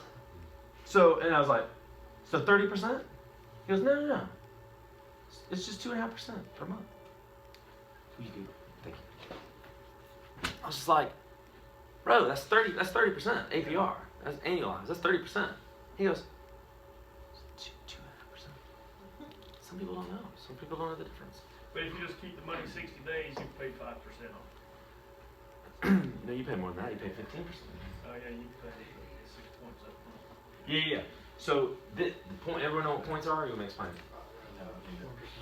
Huh? 1%. Points are like loan origination. Okay. Who's that? It's Straggler. He's coming in. Oh. He wants to glean whatever Oh. bit of knowledge he can out of the Come rest on, of man. the. Come on. Points are upfront. So say I need, I got a $150,000 house up here, and I've got it under contract for, got it under contract for say 75, and I want to make this deal work. What's up, man? Come on. I want to make this deal work. I need to go get some hard money. I need, let's say it needs 20 worth of work. I need 95 to make this deal work. Oh, and by the way, they're not going to give you 100% of what you need. These hard money guys are not going to give you 100% of what they need. It varies, they're all different, but they're typically going to give you around 80 or 90% of the purchase price. So in this case, they're probably only going to give you about $65,000. And you're going to come up with the other 30. Okay? FYI. Okay? To make sure you understand that. So there are some hard money lenders out there, you can find them. There's somewhere that will give you everything. You have to really, really call around and really, really find. But you got to pay for the appraisal. You got to pay all the closing costs. But points, say you did get a full loan. They're going to fund 100% of what you need. 95,000. Let's just make it even. Let's make it 100 so it's easy. How much are they going to charge you up front just to write the loan? Not interest per month. How much are they going to charge you on a $100,000 loan? Closing costs, loan origination, for 6 points. They charge you $6,000 just to write the loan. And then you borrow 2.5 points per month. That's $2,500 per month. Okay, so you got it for 6 months, right? So what is that? 3, 6, 9. So another 9. You're paying $15,000 for money.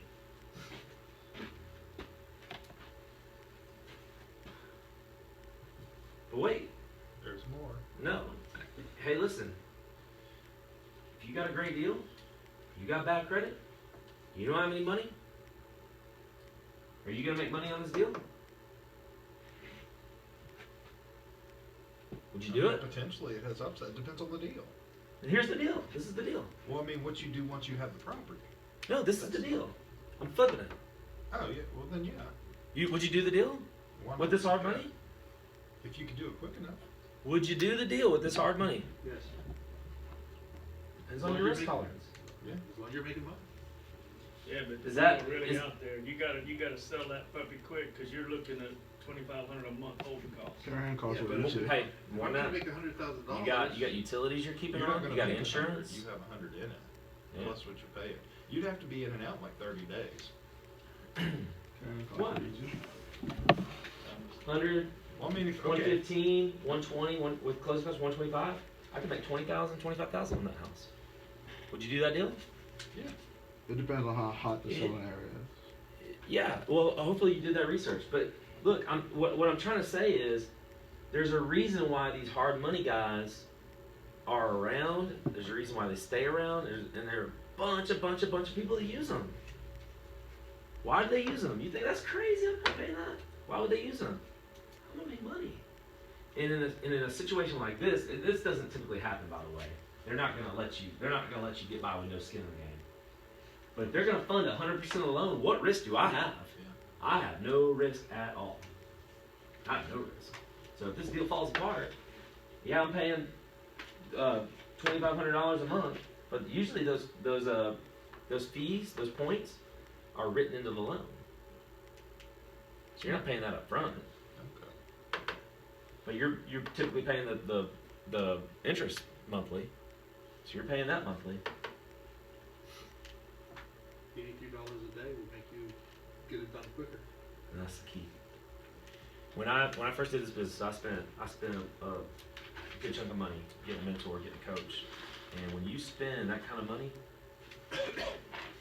you have all the motivation in the world to go out there and get it done. Typically, the people, look, this business is not for everybody, and the failure rate in this business is about 90, 95%. Say, why? Why would you say that? Why would that be true if there's such big upside? I'm not putting anybody down in this room at all. You come to this free event. I'm grateful that you have. I really am. I just have a passion for teaching this stuff. When you get something for free, you typically don't put it into action. That's just typically speaking. The typical person is not going to. At a 90% failure rate, they're not going to. Most of you are not going to put any of this into action. I get that. I understand that. Unless you got some skin in the game, your feet to the fire, then you're going to go out there and you're going to put some of it in action. I just got back from an event. I was there for 4 days. Cost a lot of money to go, and there's probably 15 people in that room. Maybe 10, 15% of them are going to put something into action. It's just the way it goes. That's why when you go to a Rich Dad event, or you go to Fortune Builders, any of these big companies that come to Birmingham, all the time. You go to these events, they spend a lot of money. Most people, they have to, by law, by the way, say they can't make any income guarantees.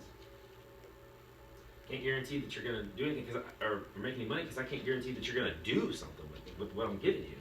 They can't make any guarantees. They have to say what I just said to you earlier. I'm not a lawyer. I'm not an attorney. Real estate investing is hard. Most people don't make money at it because they don't take action. You have to take action.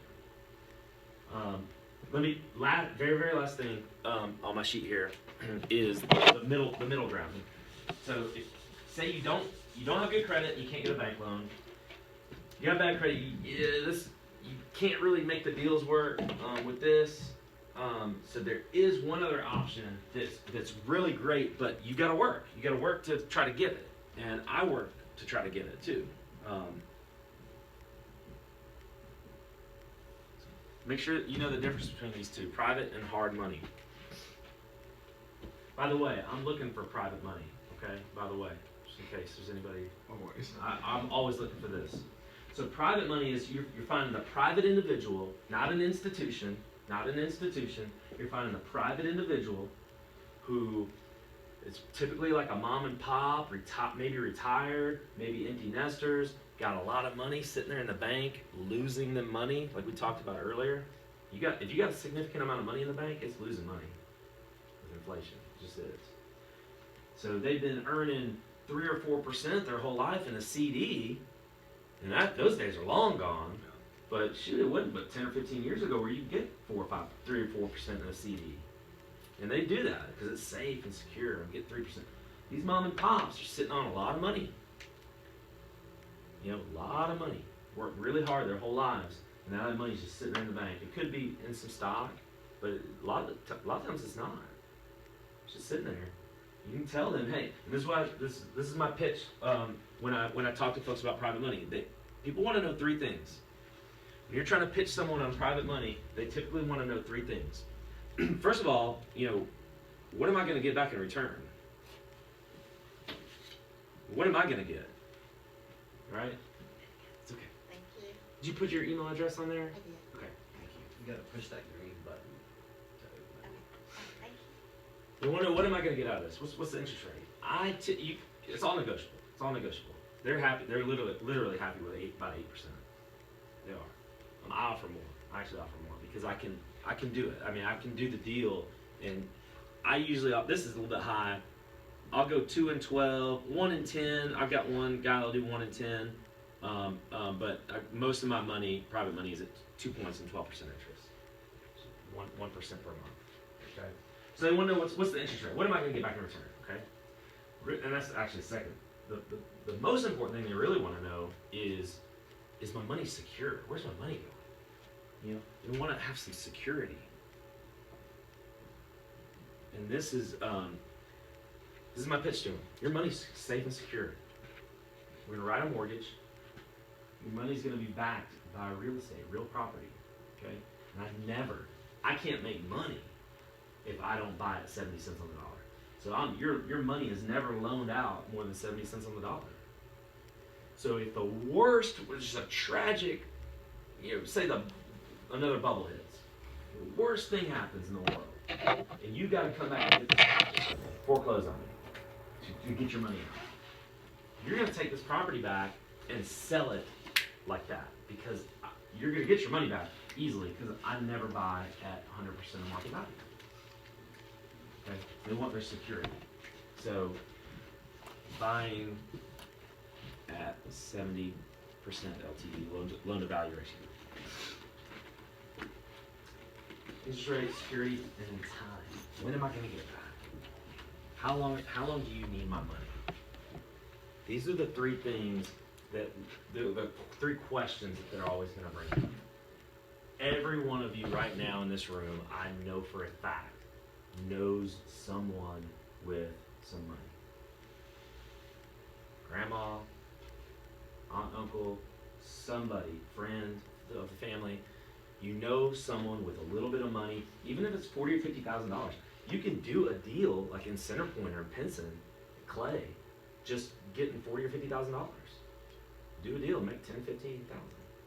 So you don't need necessarily to go after someone that has $1 million or hundreds of thousands of dollars. You don't necessarily need that. Your guy might be the guy that has 50, 60, 80 grand sitting in the bank, not doing anything. And this is your pitch. So time, I typically write 6-month loans. I do 6-month mortgages with a balloon. So the whole note is due in 6 months. It never usually takes me more than 6 months. If I think the project is a bigger project than it might, I'll go ahead and write it into the loan. I'll do a 12-month. There's no prepayment penalty, obviously. And sometimes, and I write this in the loan too, if we do go over 6 months, I pay you, like say I'm paying them 2 points and 12%, I'm going to pay you another 2 points if we go start that second 6 Question months. on that. Yes, sir. Is this for your flip deals, where you plan on being out of it in less than 6 months? Yes, sir. So this is for, this is for flip deals. This is for flip deals, and it could be for, so I do some turnkey rental stuff as well. Okay, oh, you mean like you're selling it to somebody else? Correct. So I already? am out in 6 months. Yes. The Okay. only way I'd recommend private money for that's interesting. There are probably 2 ways I'd recommend this approach if you're talking about a rental. One time I used one of my private lenders because I needed to close very fast, but I was going to get it bank finance down the road, but I had to close fast. I had to close in 2 weeks, and the bank's not going to finance it in 2 weeks. So I had this guy lend me. He only lended me $32,000 for this just awesome house that I got. But I had to have it quick. So he lent me the money, bought the house, I fixed it up with his money, and then I refinanced it out. So I borrowed 32 from him, and I did a cash out refi, and I got 50. So I made money on the cash out, and then he got paid off. That point. Yep. I've heard from some of these lenders, you gotta own it 12 months before they'll refi. Every lender's different. Okay. It sounds to me like you're talking to big institutions like a Wells Fargo or a Regions. It was first something out. Okay. Every lender's different. Call another one. It's going to be relationship based when you're talking about banks. I'm telling you, if you email me, I'll send you the name of 2 guys. I got a guy in Cincinnati and Arizona. He doesn't need a seasoning period. I'm telling you, the guy that was sitting in here, Jay Baxter, did it, and I gave him the contact. He contacted this guy out of Phoenix, Arizona, Aaron Chapman in Phoenix, Arizona, and he bought the house with a home equity line of credit, paid cash for it, and he had the thing refied out, cashed out refied, and made a little bit of money on it in 35 or 40 days after that. So every lender's different. Okay. Yeah, I'll email you that. I'll have to have that. Definitely. And then actually, at this conference I was just at this past week, a guy brought up a really good point, and you actually just triggered this and reminded me. Some of these kind of like older mom and pops, I'm telling you, they're sitting on this money. You can get them to finance something if you pitch it right and they trust you. Build some trust. You could get them to finance a rental for you and have them amortize it over 10 years, 5 or 10 years. Now you got a rental. And yeah, your payment is going to be higher because it's a shorter period of time, shorter loan period, but just don't cash flow it for 5 years. I'm not going to cash flow this for 5 years, but it'll be paid off. Now it'll be paid off in 5 years. So I'm paying less interest over time. Offer them 6% interest, 6, 7, 8% interest. It's just, I said it earlier, this business is all about how creative can you be. All of you are trying to be my competitors and beat me, and I'm teaching you how to do it. But you're not going to be able to do it unless you're creative. You're not going to be able to beat me unless you're creative. And it's not even about that. There are more houses out there than you can even imagine. There are 1,000 vacant houses right here in Roebuck. 1,000, I promise you. What questions do you have? With the land trust, does that have the benefit like a charitable remainder trust would, is that you can appreciate the asset?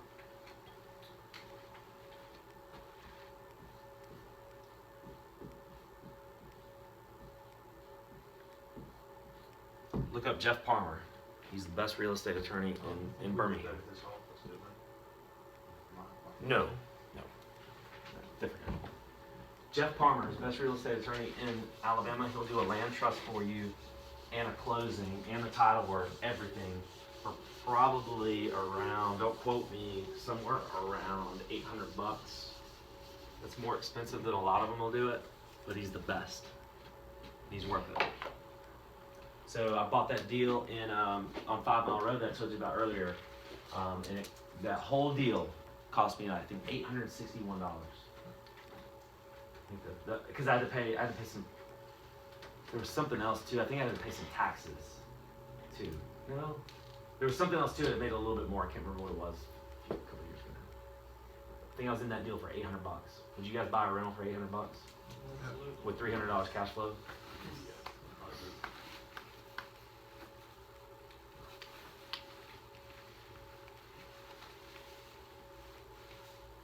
We done? No questions? So, one question for you, and I think you've answered it. Why are you doing this? Why am I doing this? Yeah. Love it. Well, no. This meeting, Love it. selling coaching? I love it. Okay. I love this business. I love this business.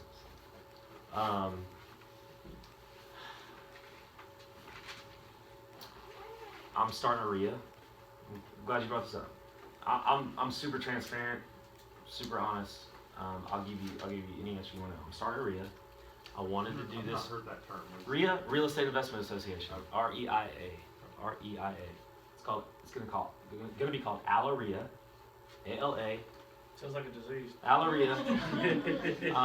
Starting right here in Birmingham. We're gonna end up going to Huntsville, and we're gonna end up going to Montgomery as well. And I started this initially, I think around March, to try to build some equity. I believe marketing. Marketing is vital to this business. I've become essentially a marketer by doing this business for as long as I have. The greatest marketer in the world, in my opinion, is a guy named Gary Vaynerchuk. You can go to facebook.com/Gary, Gary. That's it. The best marketer in the world. And I got this from him, so I'm not taking credit for it. So to answer, tell me your name one more time. Andrew. I believe in giving 51% of every relationship I'm in. I believe in it because I think it's going to come back to me. Yes. And it will. It's just a principle. It's just it'll happen. Well, And if it's not you, it'll be somebody else. Like the area I was telling you about that is just really run down and I think is just right. I think if a bunch of people were to just swamp that place and attack it. You talking about the bad part of Leeds? Yeah. No, not Leeds. This is Ensley. Oh, I see. Yeah, I was out there just boarded up houses, duplexes everywhere. I'm like, Okay. I can't go in there and do it, but 20 people could go in there and a rising tide raises all ships. Okay. So we were talking about this earlier. I agree that could happen. Yeah. It's not gonna happen. It's scary. It's not gonna happen. Yeah. Could happen. You're right. Theoretically, sure, it could happen. It's not gonna happen. And you don't go do it. Okay. You're not gonna make money. I know you want to help people. I want to help people too. I know you want to make a little bit of money as well. Yeah. You're gonna lose money. You cannot help other people until you've helped yourself. Okay. You can't go save a community by yourself. You just can't. You're trying. I'm not trying to be downer. I'm trying to be. You need to be business focused and business minded first. You have to help yourself first. It's like we were talking about earlier. When you're on a plane and the plane's going down, they tell you to put your mask on first and then start putting other people's masks on. If you put other people's masks on first, you're gone. And then you can't help anybody. I want to help people more than anything, but I could not have done this 2 or 3 years ago. I couldn't have. Even financially, I want to give more than anything and more than anybody.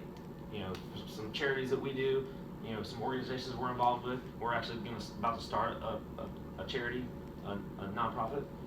I want to do it more than anything, but I cannot do that until I've helped myself. I can't. You're gonna sink, and you can't grow as quick. These creative strategies you mentioned, do you use them for commercial properties? The building we're in right now. I got this build. I own this building, and I own this building through owner financing. So here's the quick story. Yes, answer is yes. Yes, Absolutely. That's the same answer. Absolutely. So I was renting the space for really cheap because it was nothing like, and not that it's amazing now, but it was like concrete floors and there was no lights. There were no lights in this whole place. None. It was ridiculous. It was just gloomy and nasty. And I don't think, were you here? You weren't here. I was renting it for really cheap. It's just 'cause I knew I wanted to be in this area strategically. And I was like, so I don't park there. So the property manager called me one day and he's like, He wants out. the property manager called me and said, hey, someone needs to come we need to get in your unit because someone's about to buy the building. I was like, all right. I didn't know it was for sale, but okay, cool. Let him in. 3 or 4 months go by, I didn't hear anything. I just happened to just email the property manager. I said, hey, whatever, did the building end up selling? I'm just curious. He goes, no, it fell through. They wanted too much, or I don't know what it was. It fell through. I said, well, how much are they asking? I might be interested. And he said, let me send you the sheet. And they were asking like $500,000 for this building. It's ridiculous. And it needed a lot of work. It really did. And so I said, so I sent him a message back. I said, hey, would the sellers consider owner financing? He like emailed me back immediately.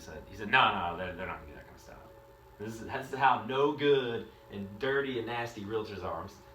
I'm one too, but I'm just telling you, realtors are out for themselves. All of them. Hey, most of them really are. So never listen to the first no. And I said, well, by law, they have to. If you make an offer, they have to take it back to the seller. That's a law, okay? And so I'm like, look, I'm really interested. Will you ask them? Will you just ask them? He said, sure. He said, listen, they'll do it if you put this much down and you do this. I'm like, look, the building's not worth that. Period. It needs a ton. My unit alone probably needs like $15,000 worth of work. Just this little speed. There's 6 of them. Mine, and I've been in a couple of the other ones because I've gotten to know the people around here. They need some work.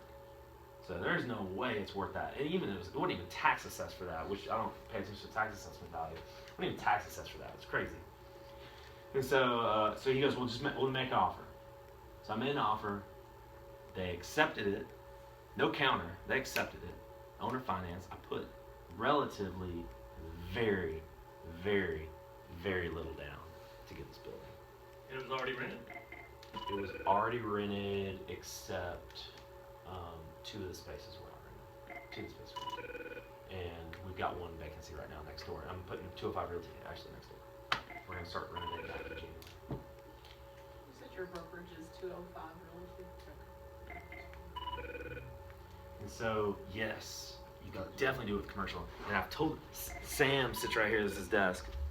He's my acquisitions manager. And there's a building.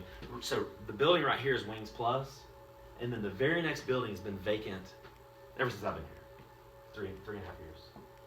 And I tell Sam every time I look at the building, I go, "You found out who that owner was yet?" And he goes, "Nope." I'm like, "Telling you, I don't want it. I don't have any desire, but I'm just telling you, go out and get it. Any of you guys in here right now, go track down that owner. Get that building, secure it for about $50,000. Get a contract on it for about $75,000. It's just sitting there vacant. It's been vacant for 3 years. Yes, there's a market for it. And the RIA, how do you get involved in the RIA? How do you get involved in the RIA that I'm You're not starting? interested in me. Or how do I get How involved? do I get involved with it? Are you a part of the meetup right now? Yes. Then we'll get in touch with you. Gotcha. We're gonna launch January, February-ish. Have you heard of Fundrise? Yeah, or like a funding website, funding platform.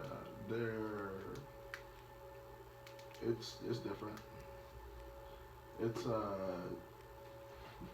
Oh, you're talking about to get capital for flips, or just? It's just a different. You're talking about crowdfunding? This is small talk, yeah.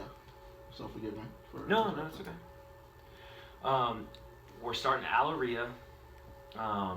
There's 1 official RIA in Birmingham, and it's really salesy. I'm not a salesy kind of person.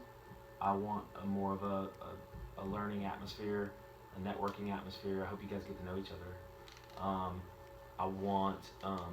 I do want to coach. I do coach. I currently coach. So, yeah, obviously there's some. It's going to be profitable. There's something in it for me. Yes. We're launching the Alabama Real Estate Academy in January, and I don't have the dates quite picked out. But again, I'm not selling anybody anything. We are wholesale academy, like a wholesale. I feel like I don't think there's anybody in Birmingham that wholesales like we do. I just don't. That's my opinion. But I know most of them, and I don't think they do. I don't think anyone knows marketing and knows wholesaling in Birmingham better than me and better than us here. We're gonna teach it. We're gonna teach 3 full days boot camp wholesale. It's $495. So you That's do it. wholesaling as well? That's our primary business. That's Alabama Cash Shield's primary wholesale company. Yep. $495 for probably, literally, it's $15,000 worth of information. All the secrets, buyers lists, everything. You have everything. You have our marketing materials, everything. It's like the best deal in the absolute world. We do that with wholesaling. Best fix and flip guy here in town is going to be teaching the fix and flip class. Same thing. It's giving away everything. It's giving away everything he has, all the secrets, everything. Because there are no secrets. There are no secrets. Just understand that. There are no secrets. Anything that we teach you is probably on YouTube. You just have to go to a million different places to find it all. What's going to separate us and separate me is no one knows Birmingham like we do. No one's doing this in Birmingham. We know Birmingham. If you want to do this in Birmingham, and I know you're not from here, but if you want to do this in Birmingham, you got to go through us. You have to. We're the best. I'm not saying that to toot our horns. We're the best. And it's dirt cheap. Dirt cheap. It's totally worth it. Okay, I'm not here to sell anybody anything. This is free. How's your coaching Get with me after, and we'll go through that.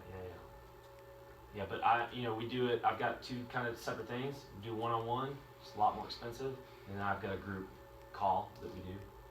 A group call that you can get on a couple times a month. Ask me anything. Tell you anything. Hold your hand. I'll give you all the materials I have. All the materials I have. Every single thing. I don't hold anything back. You'll have my buyer's list. You'll have everything. You'll have our marketing materials. Our marketing postcard. This is our main postcard right here. You'll have this. The industry average for mailers, whether it's a yellow letter or whatever you're going to use for mailer, the industry average is about 2-3% call rate. It's good, about 15 to 20% on this postcard right here. There's a lot of trial and error. Not more. Yeah, depending on the week. I mean, it's crazy. We'll send out 2,000 postcards and get 400 calls. It's unbelievable. So you'll have that. You'll have everything. Not everything. Hopefully today you guys have gotten, and my goal was to try to, really the main reason why I wanted to do this was to try to, I want you to make $2,000, $3,000, $4,000 in the next 30 days. For some of you guys that need it and want to put in the work. You can do it. You can totally do it. It's up to you. It's up to you. Finding you deals. That's how can I make $3,000 in the next 2 weeks? Go drive. It's the very first thing we talked about today. The very, very best way is drive around. Where do you live? What part of town? You live in Leeds? But I'm out in Birmingham every day. There's a lot of properties in Leeds. Yeah. Leeds is kind of separated into two completely different areas. It's really weird. There's a great part of Leeds I love. And then there's that place over by the housing community where those houses, it's tough over there. It really is. But those are gonna be tough. I've tried everything in the world to try. You gotta literally get them for $3,000 or $4,000, which is tough. Write down a bunch of addresses. Go skip trace them yourself. You don't have to go through me. I'm just saying it because I'm the path of least resistance for you, for most of you. You go to anybody. Jot down, but it's gonna take you 50. Don't think that you can get one address and it's gonna turn into $5,000. You need to literally write down 50 or 100 addresses. And you can do, certain parts of town, won't take you 30 minutes to an hour. You can totally do it. Get those addresses, skip trace them yourself. Go, if you're in Birmingham, go to the Jefferson County Citizens Access Portal. Type in the addresses. You'll get the owner's information. You won't have a phone number, but you can write them a letter. Best way, go knock on the door. Hey, Mr. Sell, I'm not here to bother you. I'm not here to cause you any trouble. I noticed you own a house over here in Inslee. I buy houses in Birmingham, and I was just curious. Is that something you might be interested in selling? I'm just curious. Sometimes I pull out the non-performing asset card. I noticed you have a non-performing asset over here, in Birmingham, in Inslee. I was curious, what do you sell it? I buy houses in Birmingham. I'd love to, talk to you about it. That's the best way. Knock on the door. Get the foreclosure list. I don't do this anymore. I used to do it about 3 years ago. I did it. It's hard, but you could if you want to work hard. Get the foreclosure list in the Alabama Messenger. It's online too. It's free. Go through the foreclosure list. See who's getting foreclosed on. Go to Sirote, the attorney that does most of the foreclosures. SIROTE. So just type in Sirote Birmingham attorney. It'll come up. All their foreclosure stuff is on their website. Go knock on the door. Knock on the person's door. Try to help them. Because you can catch up the payments and make all the payments up until the minute it sells at auction. You can catch up the payment that morning of the auction that happens at 11 a.m. It's another thing. Go to auctions. I'm giving you all the secrets right now. Totally free. Go to the auctions 11 a.m. almost every single day, Jefferson County Courthouse, on the parking side. Not on the park side, on the where the parking lot is. You know what I'm talking about. Not on the park. The other side. Like if you're staring at Boutwell, that side. Does that make sense? 21st. Yeah. Yeah, I'm not sure. Not the juror's box. Not the juror's parking lot. I'm not sure. I always go the same way. I get off. You know the exit if you're coming from, say you're coming from here and you're on 2059 going downtown. The exit that goes off to the left. Yeah. Take the very first left-hand turn, go down about 4 streets and take a right, and you're gonna be right in front of the courthouse. That side. 11 a.m. almost every single day is the foreclosure auctions. And go there to meet buyers. Just go there to hang out. Who's at the courthouse auctions? Who's at the foreclosure sales? You gotta have cash, right? Cash buyers. Boom, you just built your cash on buyers list, about 10 or 15 people. What else? I'm an open book. All the secrets right here. But I'm gonna tell you, all the secrets in the world don't mean anything if you don't take action. I'm telling you. That's why I don't care. It's all in one. I live over in West Hoover, and so I'm thinking, what's close over there, like Bessemer? Oh man. You'd be shocked when I tell you this. There's 100 or 200 vacant houses in Hoover right now. I know where I got my Hey, you're gonna be shocked to know this. There's about 50 vacant houses right now in Mountain Brook. You wouldn't believe it. You wouldn't believe it. It's run down. Vestavia. When's the last time you were at Vestavia? The Acton Road exit, if you know what I'm talking about. Yep. Get off and go toward, is it Old Rocky Ridge? Go that way. And where it tees, splits off, I think there's a Remax right in front of you. But if it tees off, go right. And then go down to Rocky Ridge. Where that intersection is at Old Rocky Ridge and Rocky Ridge, right there. There are 2 vacant houses right there on that corner. Boom, boom. Vacant houses, Vestavia. Yeah, I've seen. I'm telling you, it's the best way. You wouldn't ever believe there'd be vacant houses in a place like Vestavia or Mountain Brook. There are. There's a bunch in Hoover. There's a bunch in Hoover. Go do it. It's work. It's not get rich quick. I'm not selling you get rich quick. I'm not telling you your money's gonna fall out of the sky. Doesn't happen. Does not happen.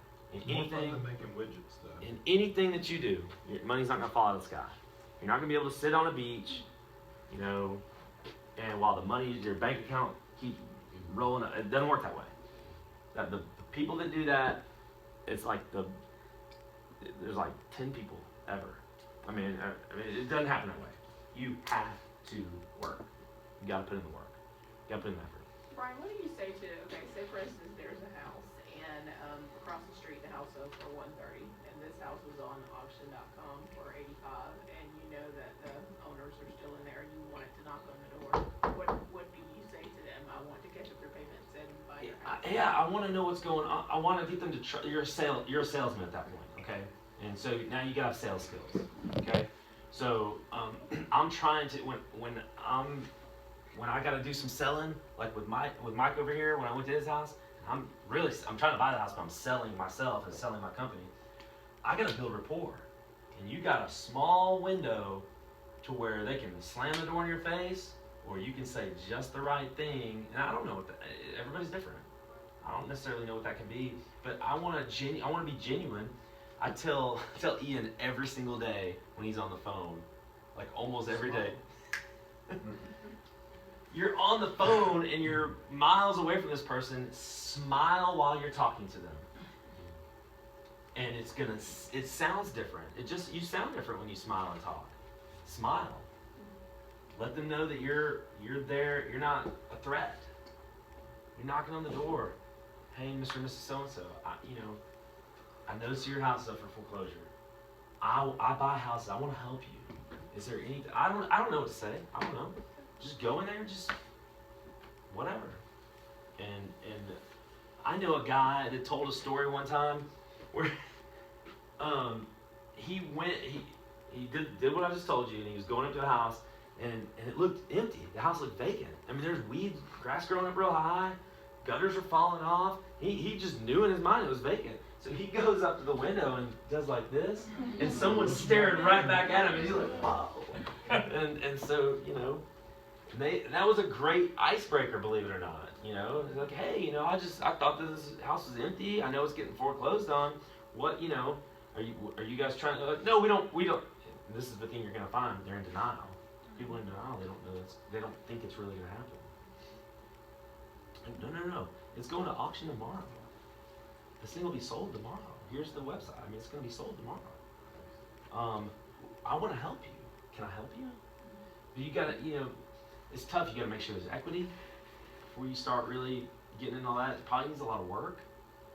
So it probably has if it's already that close and it's going to go to auction the next day, not only do you need to catch up payments and interest and all that, now there's attorney's fees, court costs. There's a bunch of stuff you got to catch up.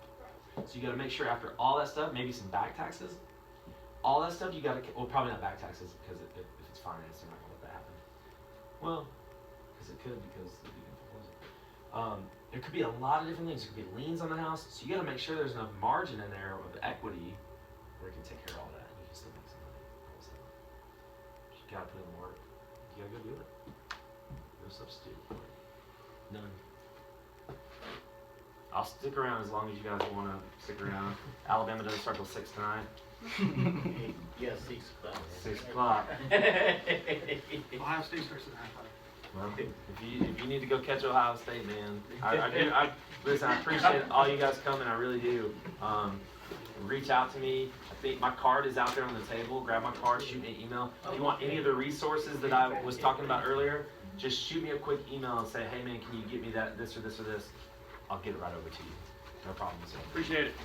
Pleasure. Yeah. Andrew. I'll be in touch. Yes, sir. Sounds great. Where will this video be? Go